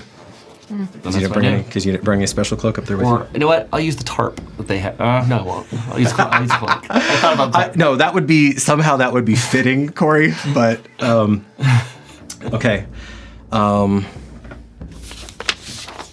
gonna say you would just cast it, and again, coming in, because even I don't have that many figurines. So yeah, I mean, she's just laying waste, and you can see this lighting up as in that split second strike. And again, it's just body to body as they're pouring in. How far is the lady at this point? Like I said, and the wind's still going on too, right? 300. You have no idea how quickly they're closing. And the wind's still. It's howling. Right. So this is like no way I can do anything. So yeah, I'm preparing fire arrows, basically wrapping them in. Yep. Yeah. Can I tell where the wind like is blowing, or is it just literally everywhere? It's pretty much everywhere. But it's including like down here. The Kithki and the few humans that are behind the crenellations are somewhat protected, because if it gets out of control, they can crouch because it's still surging. It's not constant. It surges, then pulls back, surges, pulls back, pulsing. What are those rocks down there? Where do they come from? Are they part of the tower already? They were part of the tower, and they were part of an attempt to block the door down there. Got it. Shit. If I do anything, is my concentration gonna break from Troupe? Not unless you do something that needs concentration. No. Okay. So most of your attacks. Yeah. You know that your flame has no chance of making it through this wind right now. Great. Fuck. You've been rolling really high, and I don't want you to waste an attack. No, you're good. Did I hear him scream at all? No. He's close enough, though. He's up 20 feet, which may as well be on Mars with this level of wind. Shit. But you know that if she stops this wind, they're going to nuke you. Yeah. Whoever those the fireworkers are over there are just going to nuke you. Oof. So I can't even throw anything. Galadus would work. Because it is a pure expression, or it might. You don't know. Oh. You usually describe it as an icicle, but as you run this through your head, you think you could make it into a pure expression of cold. Okay. For those of you who ever played Marvel, you should be power stunting this. But yeah, you'd have to make it into a pure expression, a true, kind of like with Nalishli, a ray. Okay. Then she'll try to do that. Oof. I can only hit one person though, yeah? Yep, without. Well, fuck. Okay, who, as this battle plays on, because I'm gonna tell you, hitting one at a time, at least at this point, isn't gonna really change the flow one way or the other. Yeah. But I want to know as these rounds wear on, Anika, where are you concentrating your fire? Is there any sort of like, not body of water, but like a small area that's like wet? Because it has been somewhat Actually, raining. It's funny you should say that. I love this. Look at this. Actually, there is. Look at that little pond. It wouldn't be right here because that's built up, but this is where it came down and then it rolls back up a little bit. Do I know that if I hit that with Gelidus, it'll freeze it? Or Gelidus is not strong enough in a moment, but if you hit it repeatedly, you might be able to. You want to start on that? I'll start to try to deny the enemy passage. Yeah. That's actually pretty damn smart. Okay, because I'm just hitting. Well, can I hit towards the feet of one of them, but hit it so that it pins? It's still going to take multiple strikes. Well, can I still hit someone though and get the? Oh, getting greedy. Okay. Make. What? Me? Make an Arcana check. Ooh. 23. Pull that out of your ass. Okay. Y'all, I'm doing it. Wow. There's so much moisture and fury in the air that you pull it from this rich environment. Go ahead and roll damage. Yeah. Oh, damage. Let's go. 1d8. And it does technically slow them down for that. Well, I guess you have to. Yeah, God, they're so packed in for a while. I'm not even gonna have you roll to hit at some point. But I'll say that hits. 3. Okay. That you've started that process. Yes. Where you basically, as these rounds wear on, as kind of these interim rounds wear on, where they're trying to just do this fanatical push past Growney. Guys, she must have killed. I mean, it's hard to say. 1,200. I mean, but it's she's nuked over 1,000 of them on the way over here. I mean, it's staggering that kind of power. I did hit the guy though, right? Or no? Yeah, you did. Okay. So then he has negative. He can't. He's going to have to probably. He's going to lose most of his movement trying to wade out of For there. a round, yeah. But more, I'll say it's double effect on there. Plus, he's already having to slosh through difficult terrain. So basically, his move this round is boop. Okay. It's like that. Okay, but that's what you're focused what on. I'll You're trying focus to on right now. do crowd control over here. Yeah. Okay, that's actually I'm very gonna use. scream to Titus. I can't throw fire. It's too windy. Fight! Light the braziers! Yeah, I just have one of those. Make actually not yet. I'll get Waston and Lishley, and then we'll make that roll for your men. Okay. What's my visibility like right now with all this wind? What can I see? Well, because you have Lux here, the shimmering perfect sphere of yellow light out, you can see basically this. Then you see the softer, more wan golden light over here of kind of the shimmering, blobby, liquid looking dancing lights. Okay. So you can see a lot of this every time that there's a thunderstrike. Like I said, basically, if the wind allowed it, Tatiana, you could just shoot, and without even looking, you would hit somebody because they're packed in like sardines right now. Okay. How far does the light from the wall extend to? The same as hers. Okay. 20 feet out, good light. Another 20 feet out, dim light. Yeah. At this point, So you can actually shift this when you want to. If you need to, you can put it in another spot because Marcus's light is now blossomed out. Oh, okay. It's now blossoming out. Sick. Yeah. Okay. Go ahead, Wesa. At this point, knowing that I can't really do much, I call in Tiscotli, and it is night, and I feel her. It's easy. Mm-hmm. And I pray for her presence and guardianship of these walls. And Okay. I drop as deep in as I possibly can and just pretend that I'm back at my altar. All right. Not yet, but all right. That's what you're doing. Tell me if you decide to pull out of that. I'm going to remind you that you can envenom stuff. You can envenom weapons as a bonus action with that armor on. It does not take your full action. Oh, well, that's wonderful. That's a roll of strong armor. For those reasons. Okay. Nalishli, you know that 4 Waterwoods ran down into that first. Waterwoods ran into that first level.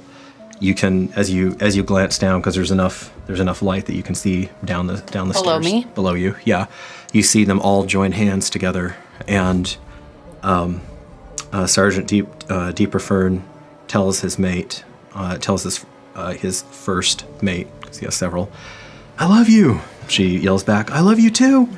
And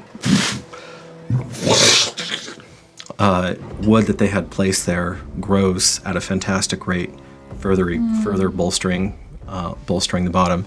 But these small Utini begin to furiously just hammer away at it. Some of them taking their teeth, some of them tusking at it, screeching in fury at this new barrier. So that's what's going on down there. Okay, how high am I from my position right now above the Utini on the ground level? Roughly 20 feet. 20 feet. And do I see to my eye, are any of them carrying strongbows or longbows? Many of them. Many of them. All right, I'm going to use this opportunity as my first action to actually climb up and go to the upper level where Granny Touch Gem is. All the way up? Yeah, all the way up. Okay. To get behind the wall. Like there's a wall in front of her, right? Yes. Mm-hmm. So I'm going to use that first action to get up there. You could make it out to the battlements too, but you want to go to the top. How many paces is the battlements, like where most of them are congregated on the other side? Can I... That you could make it to in one turn. Granny will take you... Actually, if you're down... Yeah, because it's... Well, yeah, what's closer? They are. Oh, perfect. Yeah, let's do that. Okay. You have enough time though, because there's going to be we're in this weird transition phase where they're trying to push in and Granny's holding them off, but that's not going to last forever. Yeah, I'd prefer to have something in front of me if they have longbows and Okay. arrows. Where do you want to... By the way, any Kithki with a hammer like this is a legitimate melee combatant. So you have a few freakish Kithki. This is Evander, the massive ex-slaver that was protecting Jason, who is, I assume you were happy to have his help holding the line. Absolutely. Okay. And he's almost as tall as you, but even broader. Okay, where do you want to be initially? I think I'd probably choose to be next to Titus. Okay, it's getting Is there cozy. space? Scoot him It's down. getting cozy. Titus, are you going to scoot over for her? Yeah, I'll scoot over for her. Okay. Move it. Okay. All right. And then my next bonus action is I'm going to be doing Scorn of the Night. And Okay. I'm going to do that. So I want to ask can I get a sense of how far away the person who's creating the wind and who was sending those kind of bolts of energy into the air, can I get a sense of how far away he or she is? You don't know yet. I don't know. Okay. You know that they're back. Okay. Okay, well, I'm going to do then Scorn of the Night to the immediate crew right in front of, just past this, like, frozen puddle, right in front of the rocks. Scorn of the Night or arms? Hold on. I wrote this down. Wait. Scorn of the Night gives me 90 feet. Yep, and that's where you're basically depowering them and making them easier to hurt. Yeah, and then Arms of the Void is the 10-foot radius, but they're not within a 10-foot radius. No. Okay. Yeah. So you can only hit one with Scorn. I can only hit one with Scorn? Yep. Hold action. Damn it. Is Unearthly Presence, is that a bonus action or a main action? You could pop Unearthly Presence, but that's very brief. That only lasts for a very short time. I mean, you're the PC, so you get to do it if you want to, but I would say you want to hold that until they're on you. Yeah. Well, I don't want to take out just one person, so I think... That's what you can do. I mean, yeah, that's pretty much There's a big stack of pylons too, if you ever want to grab those and huck them down.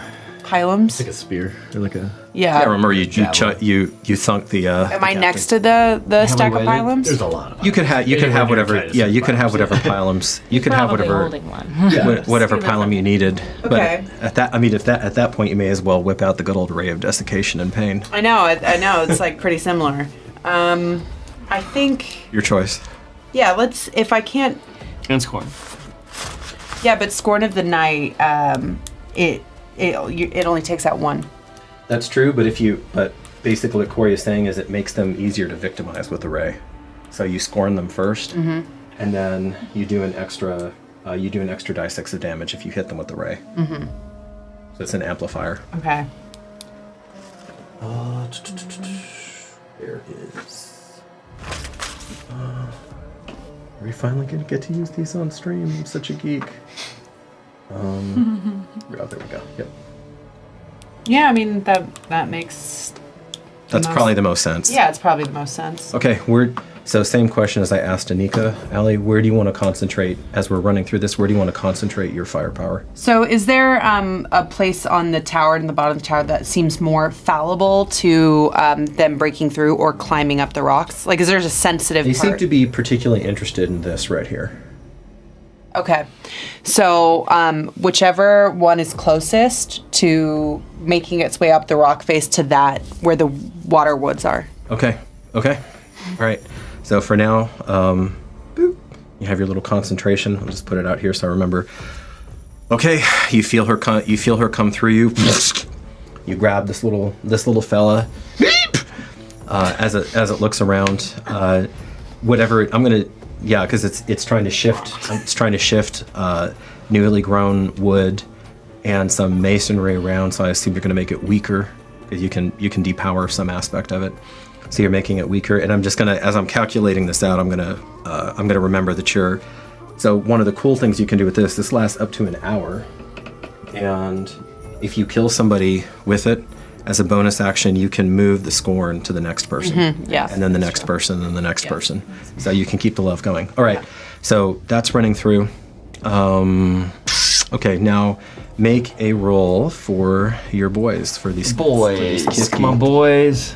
Not tactics? Or just No, I wanted to see how your side was doing. Okay, so you're starting to try to throw a lot of the ARPA bladders. Well, not until the braziers are lit. Aside from that, they would just be using their ranged weapons still. Okay, you don't want them to chuck the bladders yet? How heavy is it raining? I mean, it's going to be raining this whole time. So. Yeah. It's not. Remember, braziers are lit. There's somewhat less rain than what you would expect. There's Okay. They're hissing. Yeah. But Then bladders out. Okay, so the Kithki, the 4th century, the good chunk of the 4th century, are tossing out bladders, and unfortunately, a lot of them are getting slammed back here. You catch some of these little guys, and there were some wall crawlers that had slunk up against the wall. So you catch some of them, you burn some of them out. They start screeching. Their greasy fur goes up pretty well, even in the surprisingly light rain compared to the wind, because she wasn't trying to make wind. That's just wasn't trying to drive rain. That's just a byproduct of the power that she summoned. So that's going on over here. More over here. Granny's doing this, right? Yeah. Okay, so I just wanted to clarify that, make sure that was clear. The wind, not this huge, hell spheres coming at you, but okay, and I guess I would throw down. Well, do we have lit braziers, torches, everything? Correct. You're going before him. Yes.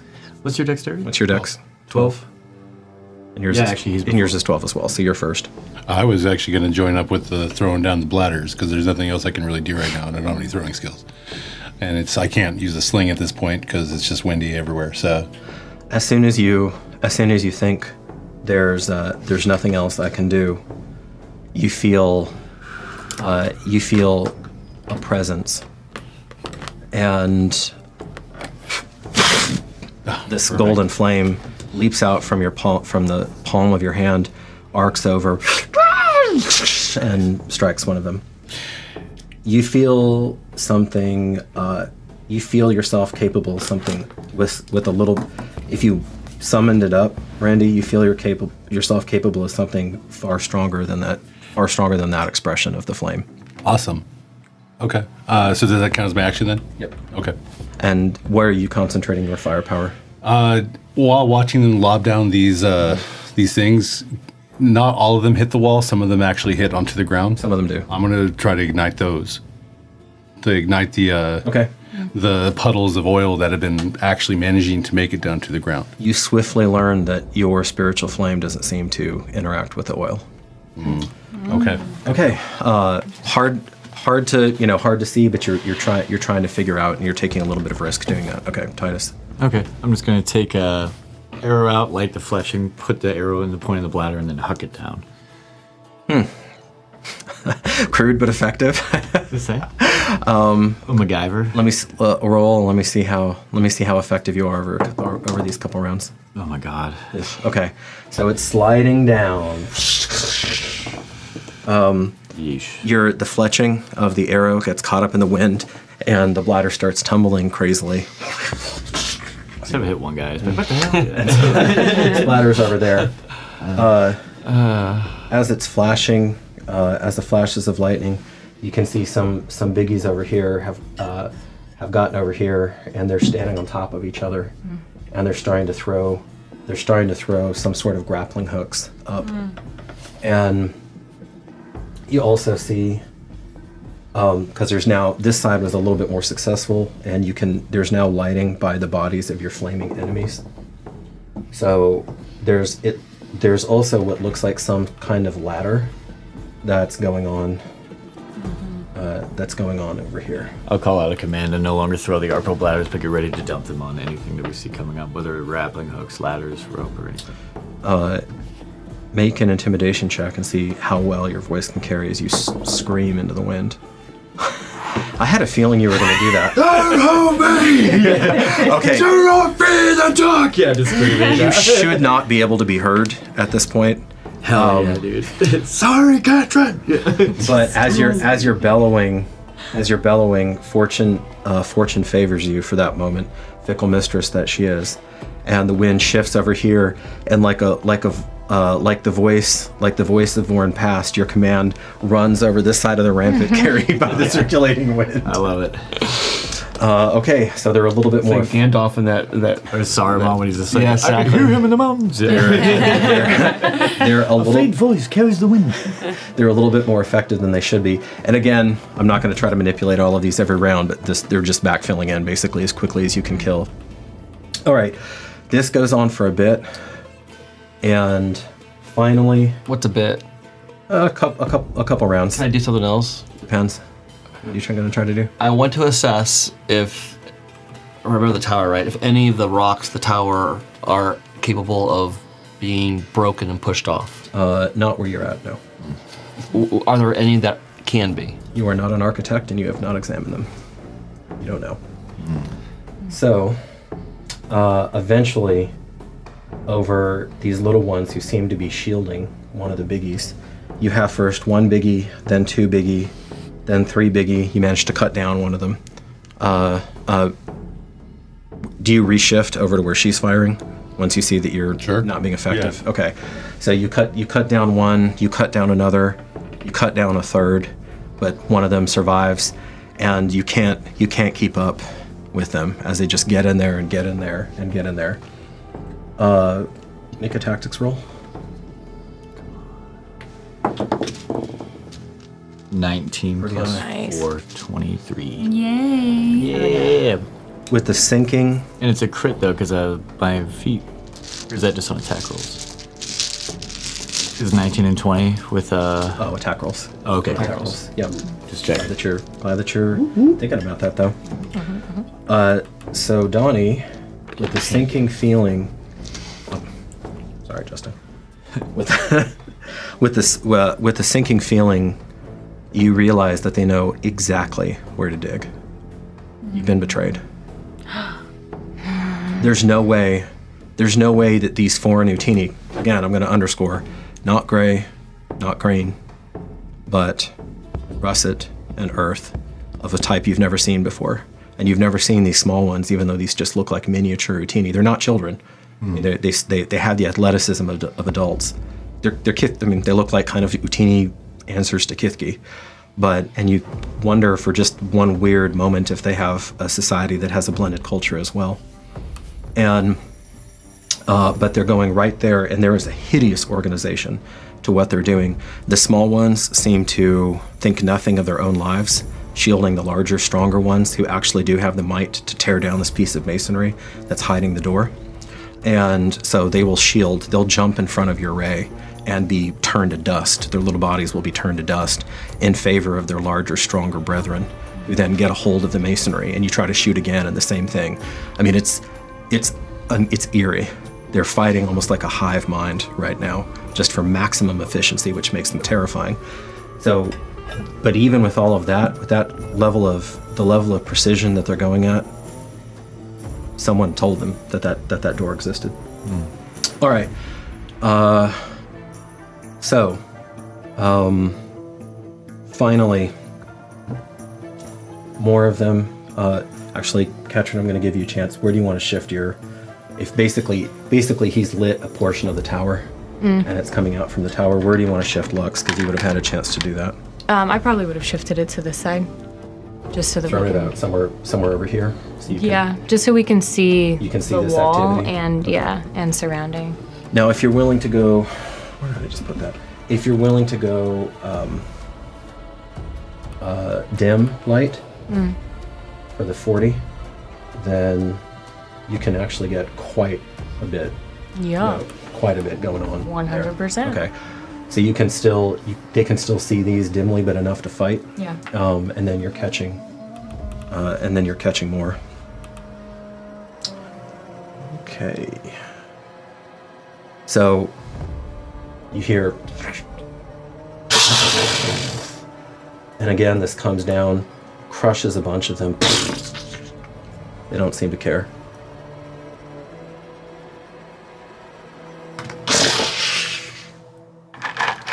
And now they're on to what the Waterwoods did, where they reinforced a whole bunch. Hear them even as the Utini are pouring onto the wood. You can hear them chanting, singing their songs of life and love and laughter, and they're trying to regrow the wood as quickly as they hack and chew and tusk at it. Okay, this is going to go on. So what are you trying to do now? Fuck. Yeah. Merrick's gonna strap a shield to his front. Okay. And take the rope and swing it on the other side briefly. And who's up there with me? What's his name's up there with me? Sergeant Julio Deeperfern. Sergeant, lower me down enough to start swiping those guys before they get to the door. Aye. You want me to come with you? That would leave Yes. Granny. That would leave Granny alone. Oh no. Okay. Technically you're the same rank, but you are who you are, so he would follow you. Plus, you might need to pull me up if they start stacking. Right. Okay. I mean, he's I have shaking. Shield and then Gladius, and I'm gonna propel down and start swiping at them as they're above them. Where are you gonna go to? To where where they're stacking towards the entrance. Here. Yeah. So from above, I'm stabbing at them. Okay. As soon as you try to start rappelling down, you realize the wind is too strong, and you're just gonna fly off to this side like a Kifke kite and be bashing against the wall. Even if I try to grapple against the stone? Almost impossible. You can still try. I'm not telling you can't, but you do not like your chances. Do you have athletics? You have athletics as a proficiency. Okay, so yeah, you don't like your. Otherwise, I would say no, you can't do it. I don't care what your stats are. You don't have the technique to rock climb. As he lowers me down, I am checking the so lower me down. I'm checking the stones. I'm grappling on the stones, seeing if any of them are capable of dropping down, loosening, reinforcing as I go down to the different levels there. Okay. Make an athletics check with a deep disadvantage. Roll 3 times and take the worst. Oh no. I didn't know that was possible. This happened one other time with Marathon. I didn't know about the deep distance. It's rare. Usually requires her. Man, that was all good except for one. It is a 9. Okay. You You didn't roll a 1, did you? No. If I did, I would roll again. No, you would I know, have rolled I was again. The wind slows down a moment. Okay. That actually would have been kind of cool, but you start to go down, and one of the gusts of wind takes you out. You scramble for purchase. You lose your grip completely. You're flying off on the side, and you slam back into the side for 3 points of bashing. Ouch. You have not made it off of that first down to the. You haven't made it down a floor. All right. Hello. Are you going to continue crowd control here? What's my movement if I want to run down those stairs? Down? So like from where I am Yeah. to run down to get to the other side of that door. Up is double, but down is straight. So, are you going to try to make it down to the first level? Mm-hmm. Okay. Whew. Why? How? Yeah. What? No. he can't say anything. No. How is it? Can I do it in one Carries turn? in the wind, right? Yeah. Can I do it in one? Not down there, like the backside of the wall. You said there's a way to get down. Yeah, over Correct. I think that's too far. I want to try to ice the door. Ooh. Ugh. So you don't want to go. Yeah, the only way you're going to get to it. I don't want to go down there because I think I'm gonna get hit. Am I not? Well, this is most of the. I mean, even though this is It is open for covered? the viewers, most of this is covered. This is just so that people can see. Can I do it in one flight to get down? Or is it In gonna take me multiple times? Multiple. it is going to take. Yeah, you have to get down to the first floor, so that'll take you. You can either dash Okay. and get down to the first floor, or you can move and still be able to do your thing, but you're only going to be on floor 2. Shit. And if I leave, are the lights gonna go? No. Or is that still? No, as long as you can hold a concentration, and that's good for a torch. Okay, no, then I'll keep doing Ray of Frost on the little lake. Okay. Okay. Do I know how long they're gonna take to get through that door? Even with your mind, the problem is that the variables keep shifting. With each heartbeat, you have greater routine on top of it. Then one of them will go down to a ray of desiccation and pain. Then you have a weaker group where it looks like they'll be able to keep up with them. Then you have a particularly dowdy one, or Nilishli gets jostled by the wind and misses. You do notice it looks like his finds its mark unerringly. It just goes down heedless of the wind, springing in that same parabola again and again. It doesn't have the raw strength of hers, but it just seems dead accurate. And it takes them a while.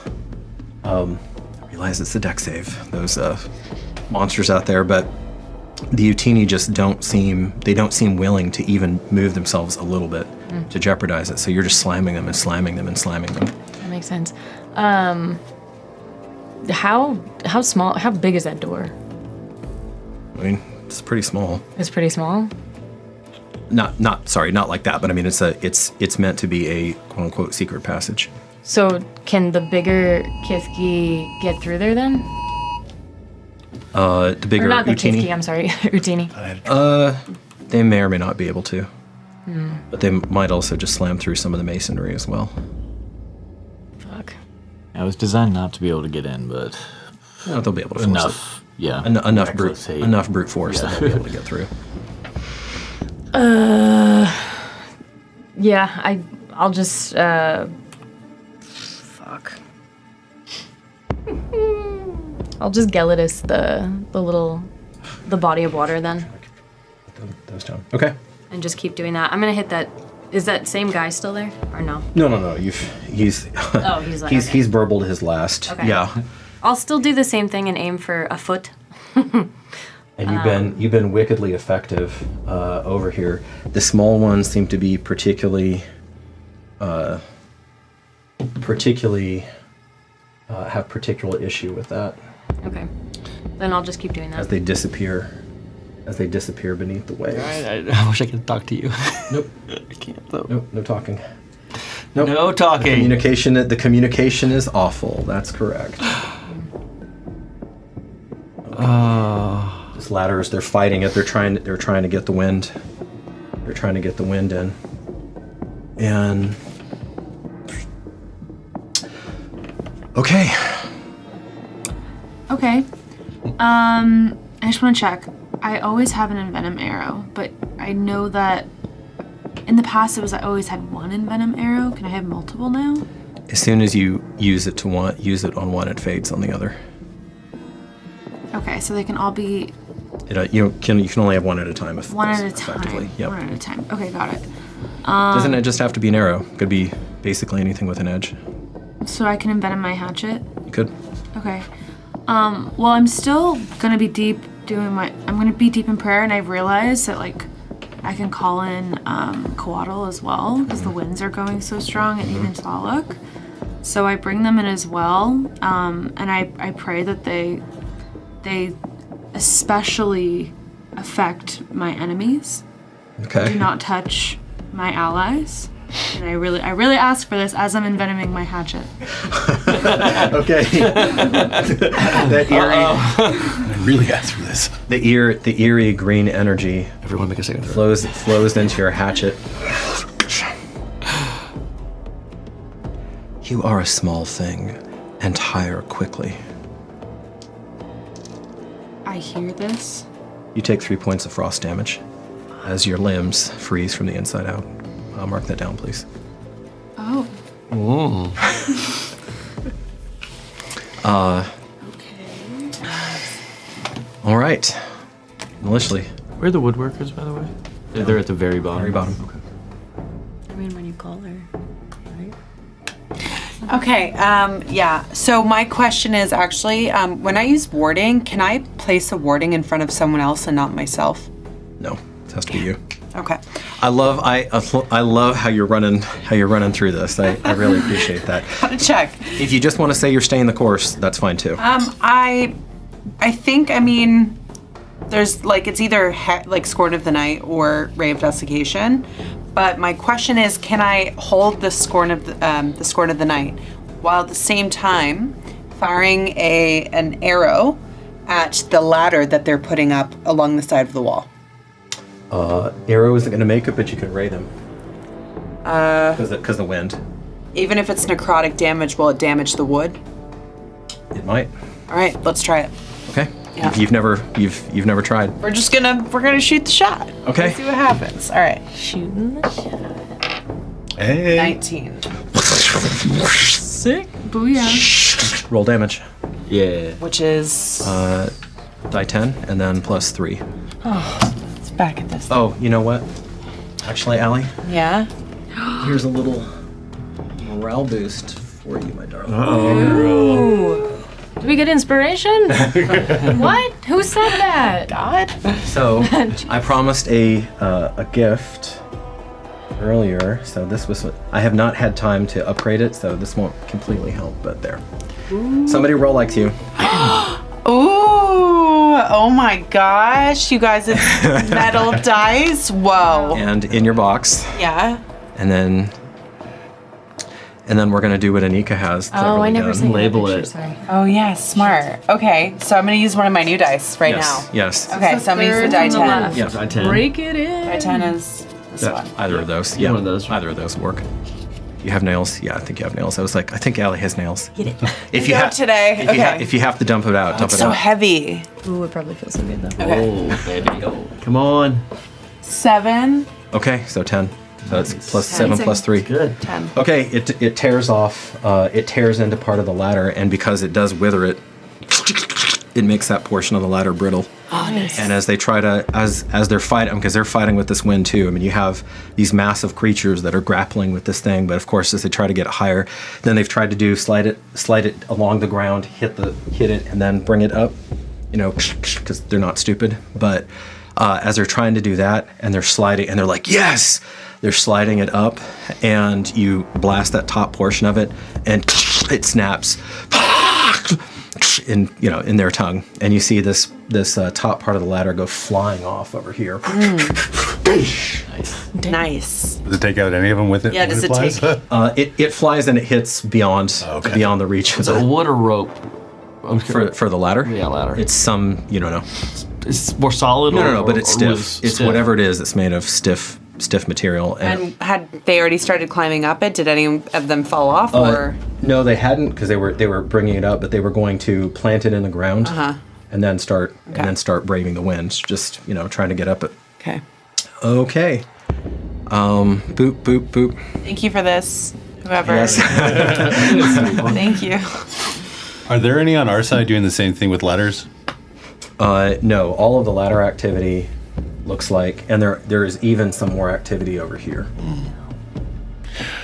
Ooh, okay, so I am going to exert myself, feeling that I feel like I can actually do the nettles a little bit stronger on the people who are actually trying to break through the wooden door. or the Utini on the wooden door. Okay, make a spell attack.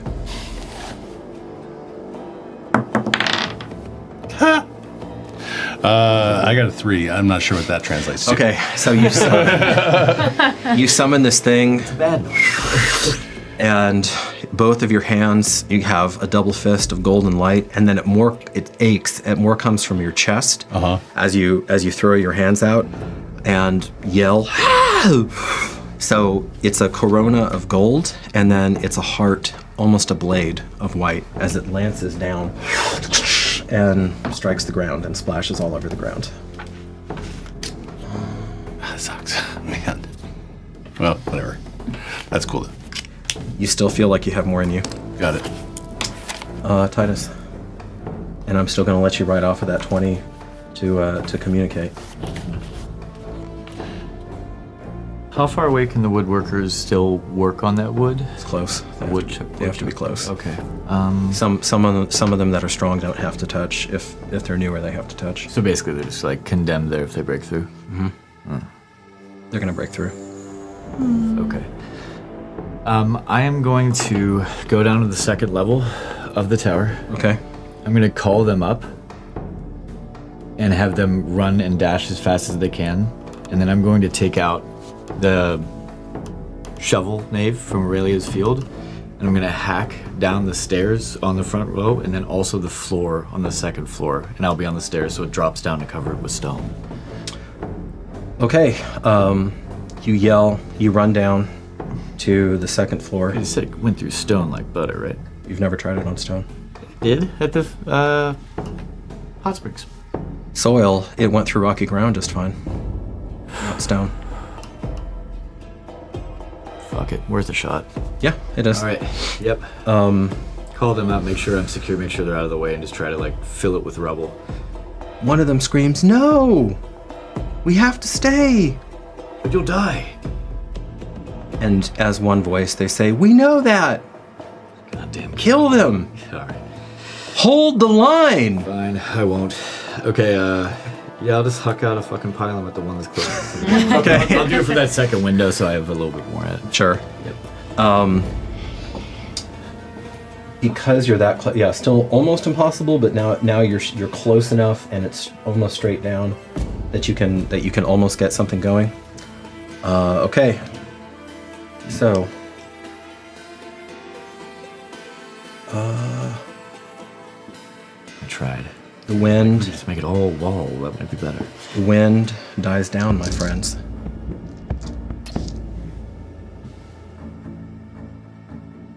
Beyond your light, there's a nimbus, and you see 4, not 6. Oh, and I can see them too.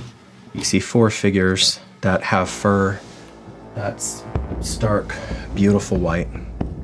Okay. Some with swirls of gray in them, some not. The fuck is that? You see 2 massive Utini. Larger than any you've seen, perhaps the equal of... Perhaps not, but huge of what your grandsire fought 30 winters back. And that would mean they all killed? Oh, that one was smaller. Oh, son of a bitch. Okay. Well, yeah, if I see them there, can I throw a pilot on them? I got 150 feet before disadvantage. Wind doesn't die down until then. Ah, okay, never mind. All right. All right. Rats. Merrick, you're up. I will climb back up to the tower with my movement. Okay. I haven't gotten that far, right? No. And Nope. as I look at this, I see Biggie boys. Do I recognize any of them as shaman? Make a... And they are illuminated, by the way. They're not illuminated by your light. They have, as they reveal themselves, and there's the same red-orange light as these 4 light up in auras, as the 4 smaller ones in the back light up in auras, and a great cry rings out from their fellows. And you hear Chisore! Chisore! Chisore!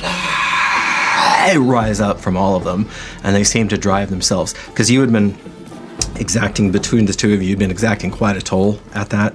And for a second, with the Waterwoods repairing it so quickly, you thought maybe you could just hold them there. But then the morale rises right back up, and you literally see a number of them that had fallen, that were dead, rise up as well. And your mind flashes back to the large enraged one that you fought in the bog, who revived itself. Mm-hmm. Chisore! Chisore! Chisore! As one voice, as one people. Okay. So I'll try to discern a caster versus a non. Yes. So Yes, you get. Yes. Am I rolling here? Just a general wisdom check, but you get advantage because they're your favored people. My favorite people. They are my favorite people.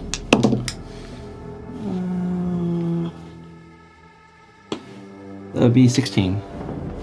Well, the ones who are glowing red and orange, and it's not a glow like hers. Are those the 4 back ones? 4 back ones. It's more like strands coming off of them, like illuminated strands of red and orange. I will coming off of them are probably it. And then this one who has this very ornate staff, but you're not sure on. I will do the one right behind him. That second, the light gray one from this side. This guy? Yes. I will first Mistress, help me. And I will initiate a blood mark. Okay. Or some version there you of go. that. Yeah. As a bonus action? Yeah, you can. Yeah.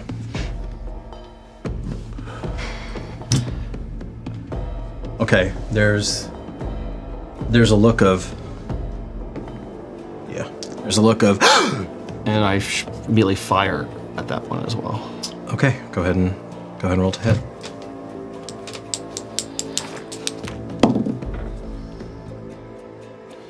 That would be 21. 21. It incinerates before it hits them. Of course. Golly. Making it easy. Okay, that's everything on you. Fuck. America's used to this. You know? You had to take the shot, though. I had to try. Sure. I have to find out. You can see these 4. I mean, you've been pushed and pushed and pushed. It's about to be con checks for everybody pretty soon, because they've been going on for. This has probably been like you've had to restart the light. This has been going on for probably torches now. At this point, as they've been coming in. But you look up and you're dimly aware that those 4 are still working almost like twins or something, like a quartet, just in perfect synchronicity with each other. Can I tell where they're from? Where they're from? Yeah. In what sense? In the sense of North Valicio. You don't think so? What? There's a certain, let's just say there's a certain predictability with Valicio will working. Sure. And this looks more fluid, closer to your own, but somewhere in between. Could I have a chance to say anything right now? The wind's down, or was it already still up? Moment has passed you. Okay. We would have seen that too. Do I know if this type of Utini has a fear for a certain person? I like the way you think. You don't know. Well, I can assume. I can't do anything about them right now. I mean, I can, but not really. I want to protect that door. Okay. So what they're gonna see is oh my god, is this smart, guys? I don't know, we'll see. So essentially what they're gonna see is Titus Invictus appearing in front of the door and screaming at them. Sorry, you read my mind. Okay. Or some version of that. Describe it, how you're doing it. So she's pulling the mana from, I guess, it is harder though, isn't it? pulling it from the sky, essentially. And it's, she'll just kind of be in a very, like, concentrated state. And then she'll push down, and she'll scream. So she'll, and he'll just kind of appear. Okay. Or can I have it so that it looks like he's opening the door and coming out and screaming? That would have to be 2 acts of will at once. So no. Okay. Unless you want to go with a lesser act, but then you're only going to get 5 feet of him, which might look ridiculous. Yeah, I know. No, I'll just have him appear. Okay. There's some screeching. There's some, especially from the little ones, but they don't seem to react the same way that you would expect. Shit. Good try. Do they get surprised at all? That someone just that somebody, right? Yeah, just as somebody kind of appeared right on top of them and in their face. Do we get advantage on the surprised ones that are in that area? They're not that surprised. Damn it! Good question, though. Good push, though. Good push. I tried. Do I see that too? Oh, you're fine. You hear the yell and then you glance out. Yeah. I mean, it sounds just like him. Yeah. So you would be able to. About this time, you hear them. You hear some of the larger ones beginning to really slam in there, and you hear screams and Ilokana. Keep strong! Keep strong! And I know you're just firing down on them as much as you can. What? There you go. Okay. Okay. How far away are these little bee snatches from me right now? These back 4. These guys? Yeah. They're within your range. All right. I'm gonna move Scorn of the Night focused on the one in the dark gray on the far left-hand side. You would have to start it anew because you didn't kill your last target. Do you want to try to finish killing your last target first? Or do you want to start it anew? Would that be an action and a bonus action? I'll let you dismiss it. I'll let you dismiss it for free. Okay. And then All right. Cool. I'm gonna move it towards her, the dark gray. Okay. So. Give me 2 actually. Okay. Okay, cool. So Scorn of the Night is on her, and then I'm also going to also throw a Ray of Desiccation onto the dark gray baddie. Okay. You have the height. Go for it. Okay. So use one of my new ones. Yep. Die 20. Okay. That's gonna be. What do I add? Should be +5 for you. +5. That's right. 17.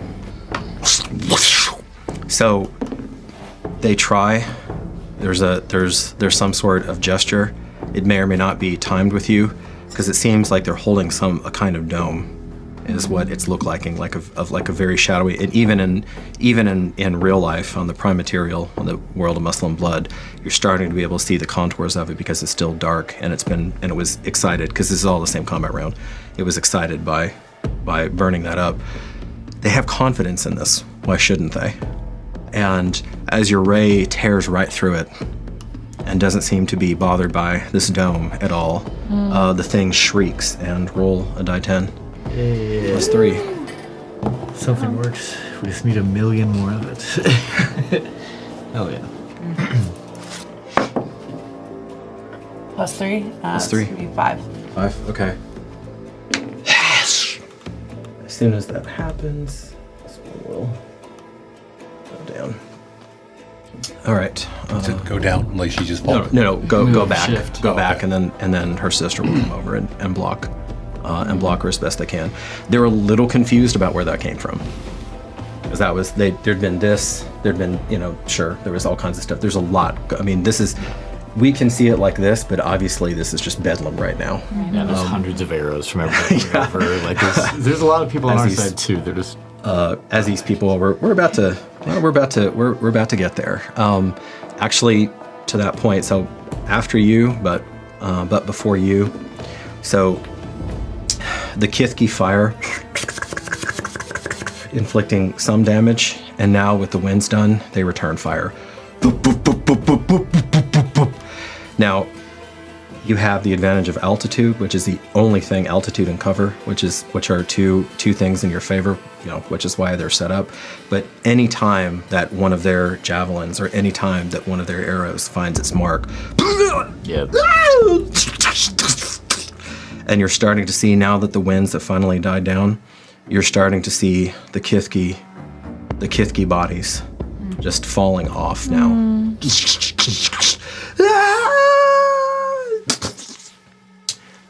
Okay, Randy. Is the one that has her scorn mark on it within range of my holy fire that I can unerringly hit with when I think? It. I like the way you think. You believe so. All right, well, Okay. Let's go. and then I'm ducking down behind the wall so I don't get like peppered with anything because it's going to be visible as it comes from my hand, right? Now it is, yeah. So, I mean, now they're definitely going to be paying. I mean, they've been paying attention anyway, but now it matters. Okay, you send it out there, and this one is not some witless little russet creature. She knows it's coming. She jukes to one side, and still, it hits her leg.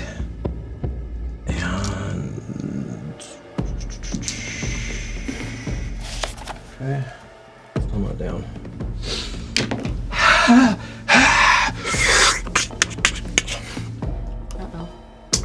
They point up, and on their actually, I'm gonna say it takes them a second to understand that. So Titus, go ahead and go. Hold on, Angel, did you... Oh, I'm sorry, baby. No, it's okay. Yeah, no. Let's okay. back up. Do I have range of that guy who's coming up? That big boy? Yeah, Okay, I would like to shoot an envenom arrow at the back of his head. go for it. Oh, yeah. You have advantage because you're on top of him, and there's no That's wind. great. I love that. You're almost literally on top of him. 16. 16. All right. It hits, and Wait, is it +2 because of envenom or no? Is it an extra 2? no. That's only damage. But your damage, damage is an extra 1d6. But your so it's +2, and then your dex is 16. So it should be a total of +5. Yeah, okay. And that 16 is with the +5. Okay. So yeah, it hits the rhino hide on this one and deflects off of the skin. All right. Does it touch any part of its body though? Yeah, but it has to break in before it carries the venom. Would I have seen Merrick's arrow completely burst into flame? No. Okay. Tonight your passive isn't good enough. Yeah, you know what? Then I'm just going to throw a pylon at that guy trying to break in the door. Okay. Right go down ahead. on the ground. Same deal. No wind, and you have get the high advantage ground, too. so you have advantage. Yep. That is definitely looking for advantage. Fuck. It's still 14. Okay. Yeah. This one he hunches over and it slides off the shield on his back. Shit. Okay. And I just yell out, "I am that goat!" and just try to do an impression of my grandsire, just yelling. okay. Okay. When you scream "Der Gold," that actually gets a couple heads up. And then I'm gonna, after I throw that pylon, just take up my greatsword and just be ready for them. Just like kind of like, hey, they're gonna have to come at me one by one. Okay. Bless you. Thank you. This is ripped aside at last. And I'm assuming that they're running up to woodworkers. Waterwoods. The Waterwoods have they committed themselves, so if they survive this round, they can try to run. Okay. They were trying to be there to the bitter end to give you inflict as much damage as possible on these assholes. You hear one of them shriek his last down there, and they start pouring in. You turn to meet them at the stairs, at the top of the stairs. I saw them all to go. They're running by you now. Oh, they're running by me? Did any of the Utini try to attack them so I can get a opportunity attack? Oh. Sentinel? Oh, you're not that close. Okay. Well, yeah, They I'll just turn to kind of meet them then. At that Okay. point. Actually, I'll go up the stairs, and as long as they're going up the stairs, but I'll have to wait until my turn. You still have movement left. Okay, yeah, then I'll go up one flight, and then I'm going to pull out that shovel and be ready to see if they make it. I'm going to try and hack down the stairs if they don't. Okay. You haven't tried the shovel yet. Okay. Worth a shot. All right, at 20, I'm going to remind you that your liege lord is down in the bowels of this thing, and they've just broken in. I went in one flight with my movement. Oh, you did. Yeah, You did go up. Yeah, he's on the same floor as me now. Okay. All right. We'll see. But okay. Yep. Noted. Mm-hmm. Put it back here.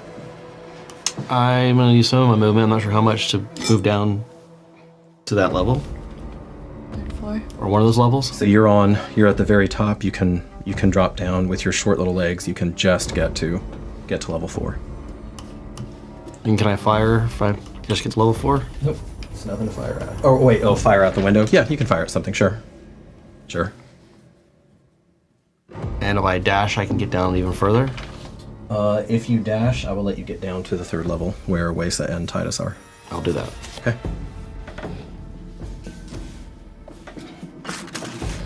Katrin.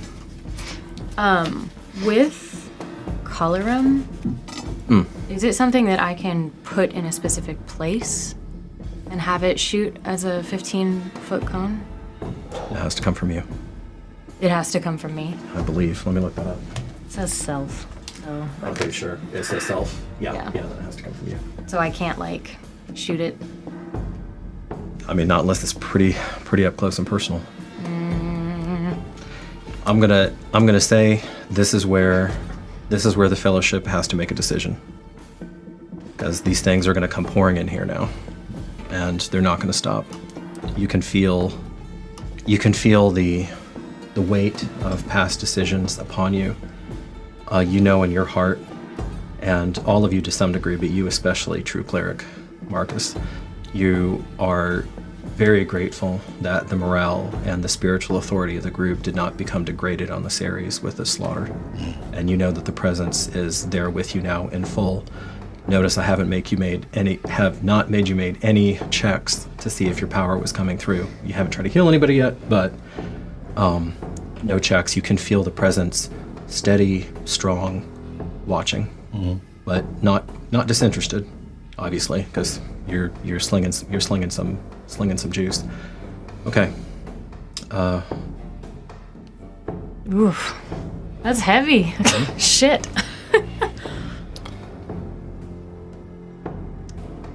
I'm gonna turn to Marcus because he's right next to me. Mark, yeah, because you're still up there. As a free action, can I talk to him or no? Brief. This isn't working. What do we do?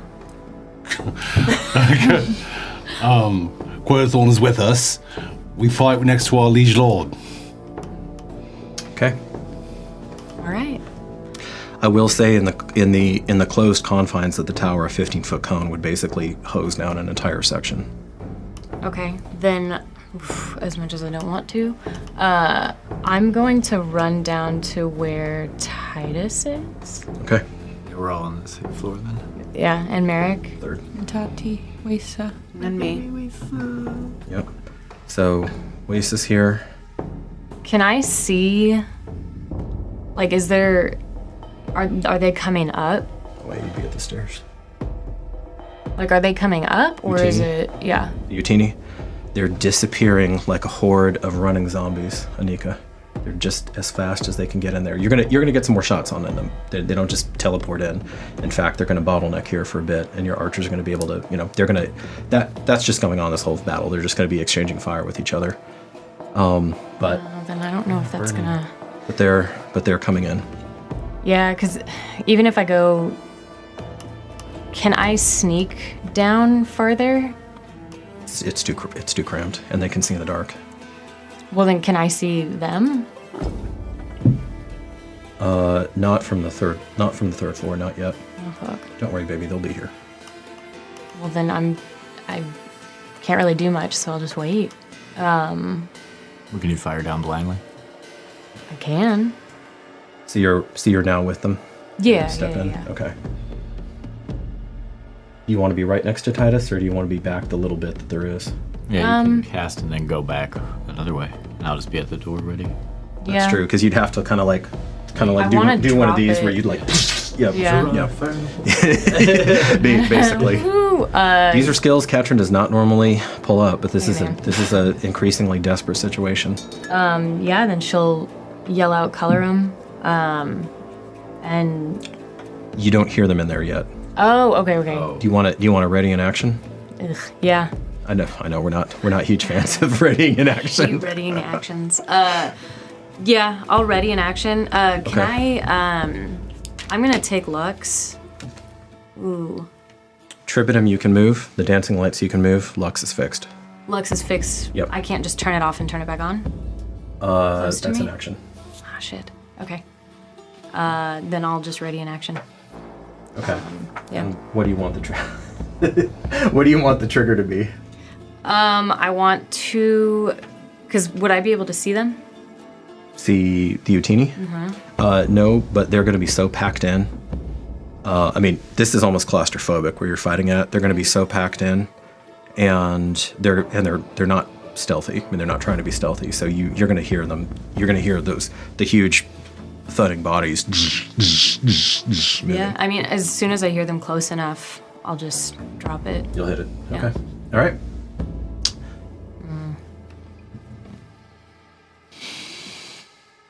Okay. Can I speak briefly to Titus? Brief. Do you want to stay here on this floor? I will. Katrin knows where to go. So I'm going to stay here on this floor. And I heard that, didn't I?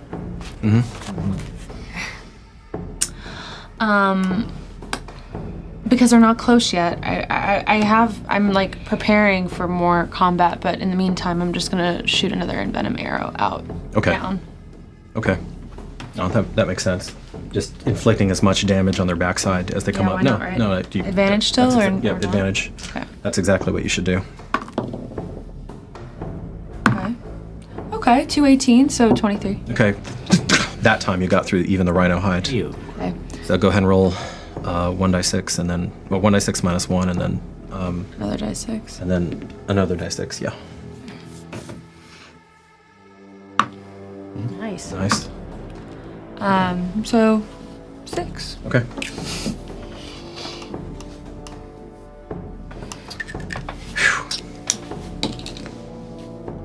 You see your fellows in arms gearing up.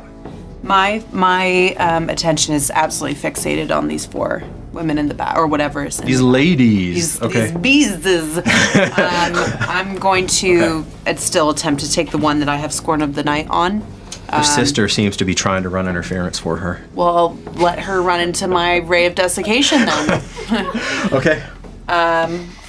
All right. You summon that dread power up in you again. And cast it. And I throw it with like extra ferocity this time. And pain. And pain. Oh. That's gonna be a 9. It's gonna be a 9. Okay. So her sister. Mr. Frosty. Her sister pushes her aside and shoves herself out of the way too. So it goes between them. Can I pull out at this point an arrow? You may. Okay. You can ready that. I can ready it. Yeah, you can ready it. Couldn't take another action? Couldn't shoot this round. Yeah. Damn, that's it. Okay. That's all I got. All right. No, that's pretty good. That's all I got. I'm praying. Your God is with you. You feel that. You know, not to put too fine of a point on it, but you can feel the balance of fate swaying right now. Mm-hmm. And you know that you've only just begun to dig into your potential and what's available to you. Gotcha. Quailethon, guide our hands, steal our hearts, make our aim true. Into the room that they're all in. No, I caught that, old friend. Okay. that golden light blossoms up again, jumps over into the room, and it lands and suffuses Titus, Wesa, Katrin.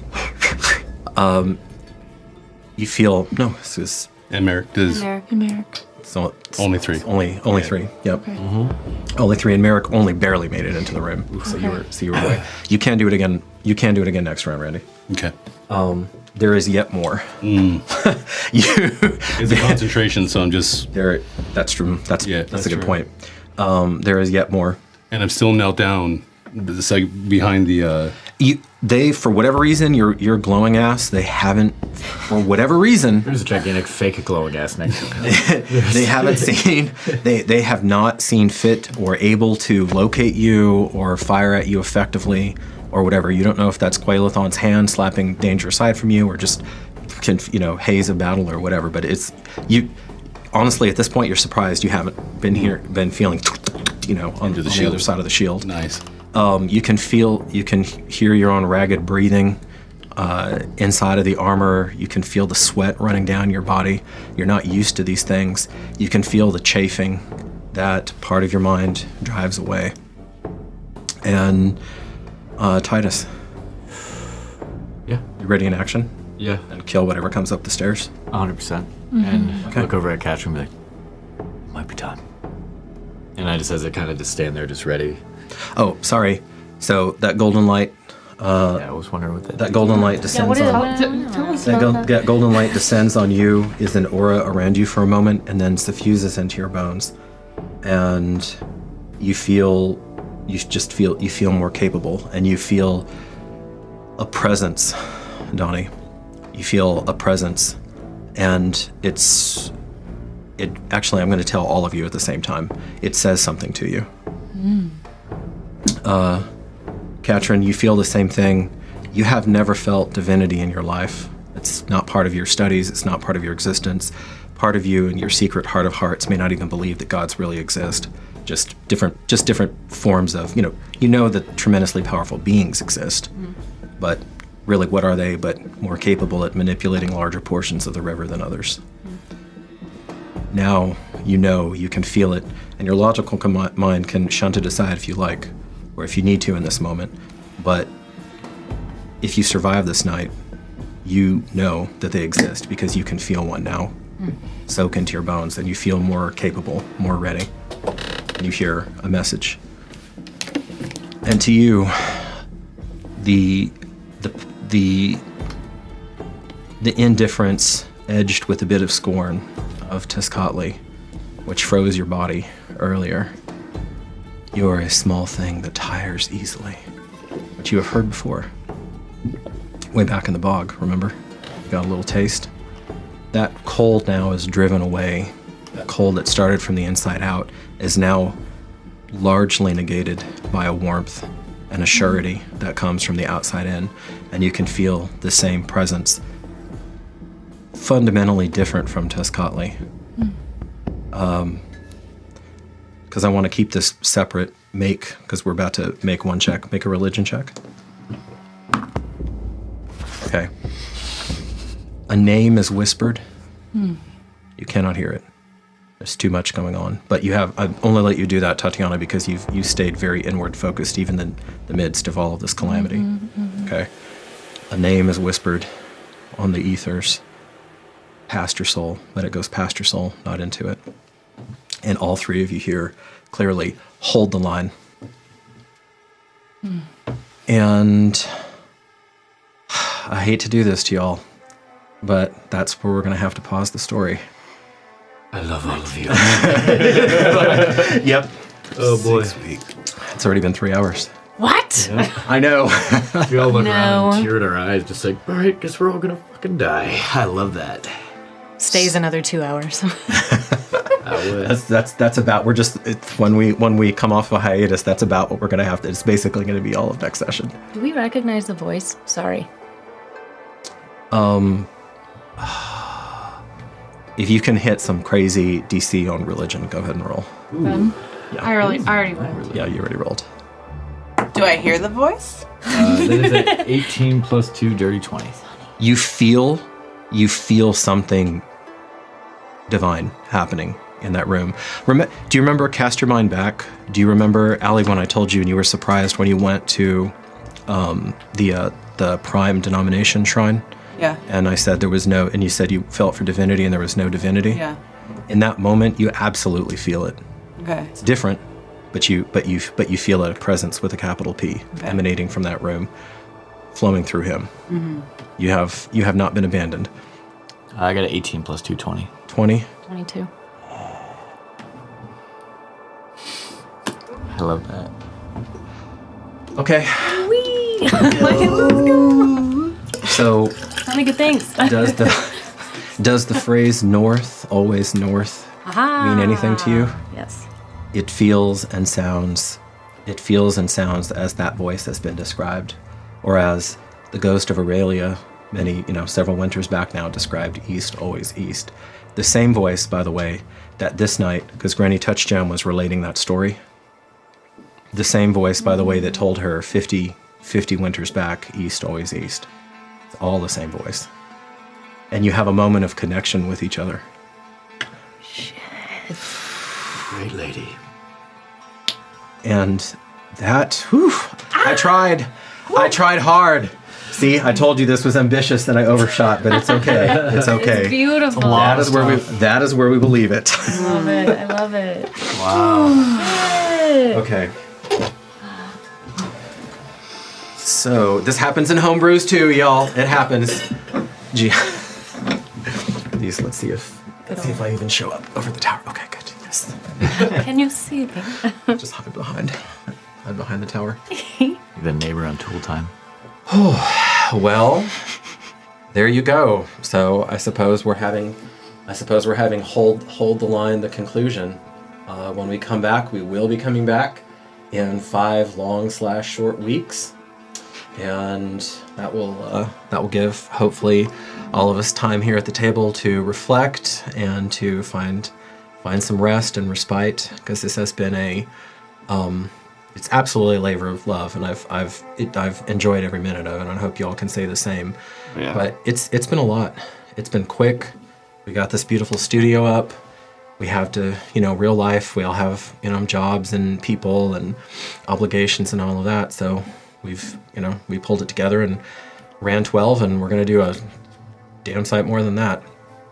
So for those of you who have been with us from the beginning, for those of you who are just tuning in, thank you so much from the bottom of my heart, the bottom of all of our hearts, because you've given us the greatest gift that there is, which is your time. So as you journey out there, please stay safe and stay curious. Come back on January 2nd, and we will see if the heroes indeed manage to hold the line. The last thing I'll say on that is I did think through. I love this story, but I do have a way to continue the campaign of gold, green, and red if all of the fellowship falls. Well, I don't like the sound of that. No. So I am prepared. I am prepared for that. The odds, as you might notice, are poor, and the casualties on your sides are horrific, as they no longer have the wind to protect them. The line to hold. So Holding the you're line. saying there's a chance. There is a chance. You have not been abandoned. You have not been abandoned. All right. We will see you hopefully in 5 weeks. Bye, guys. Bye. Merry Christmas. Happy holidays.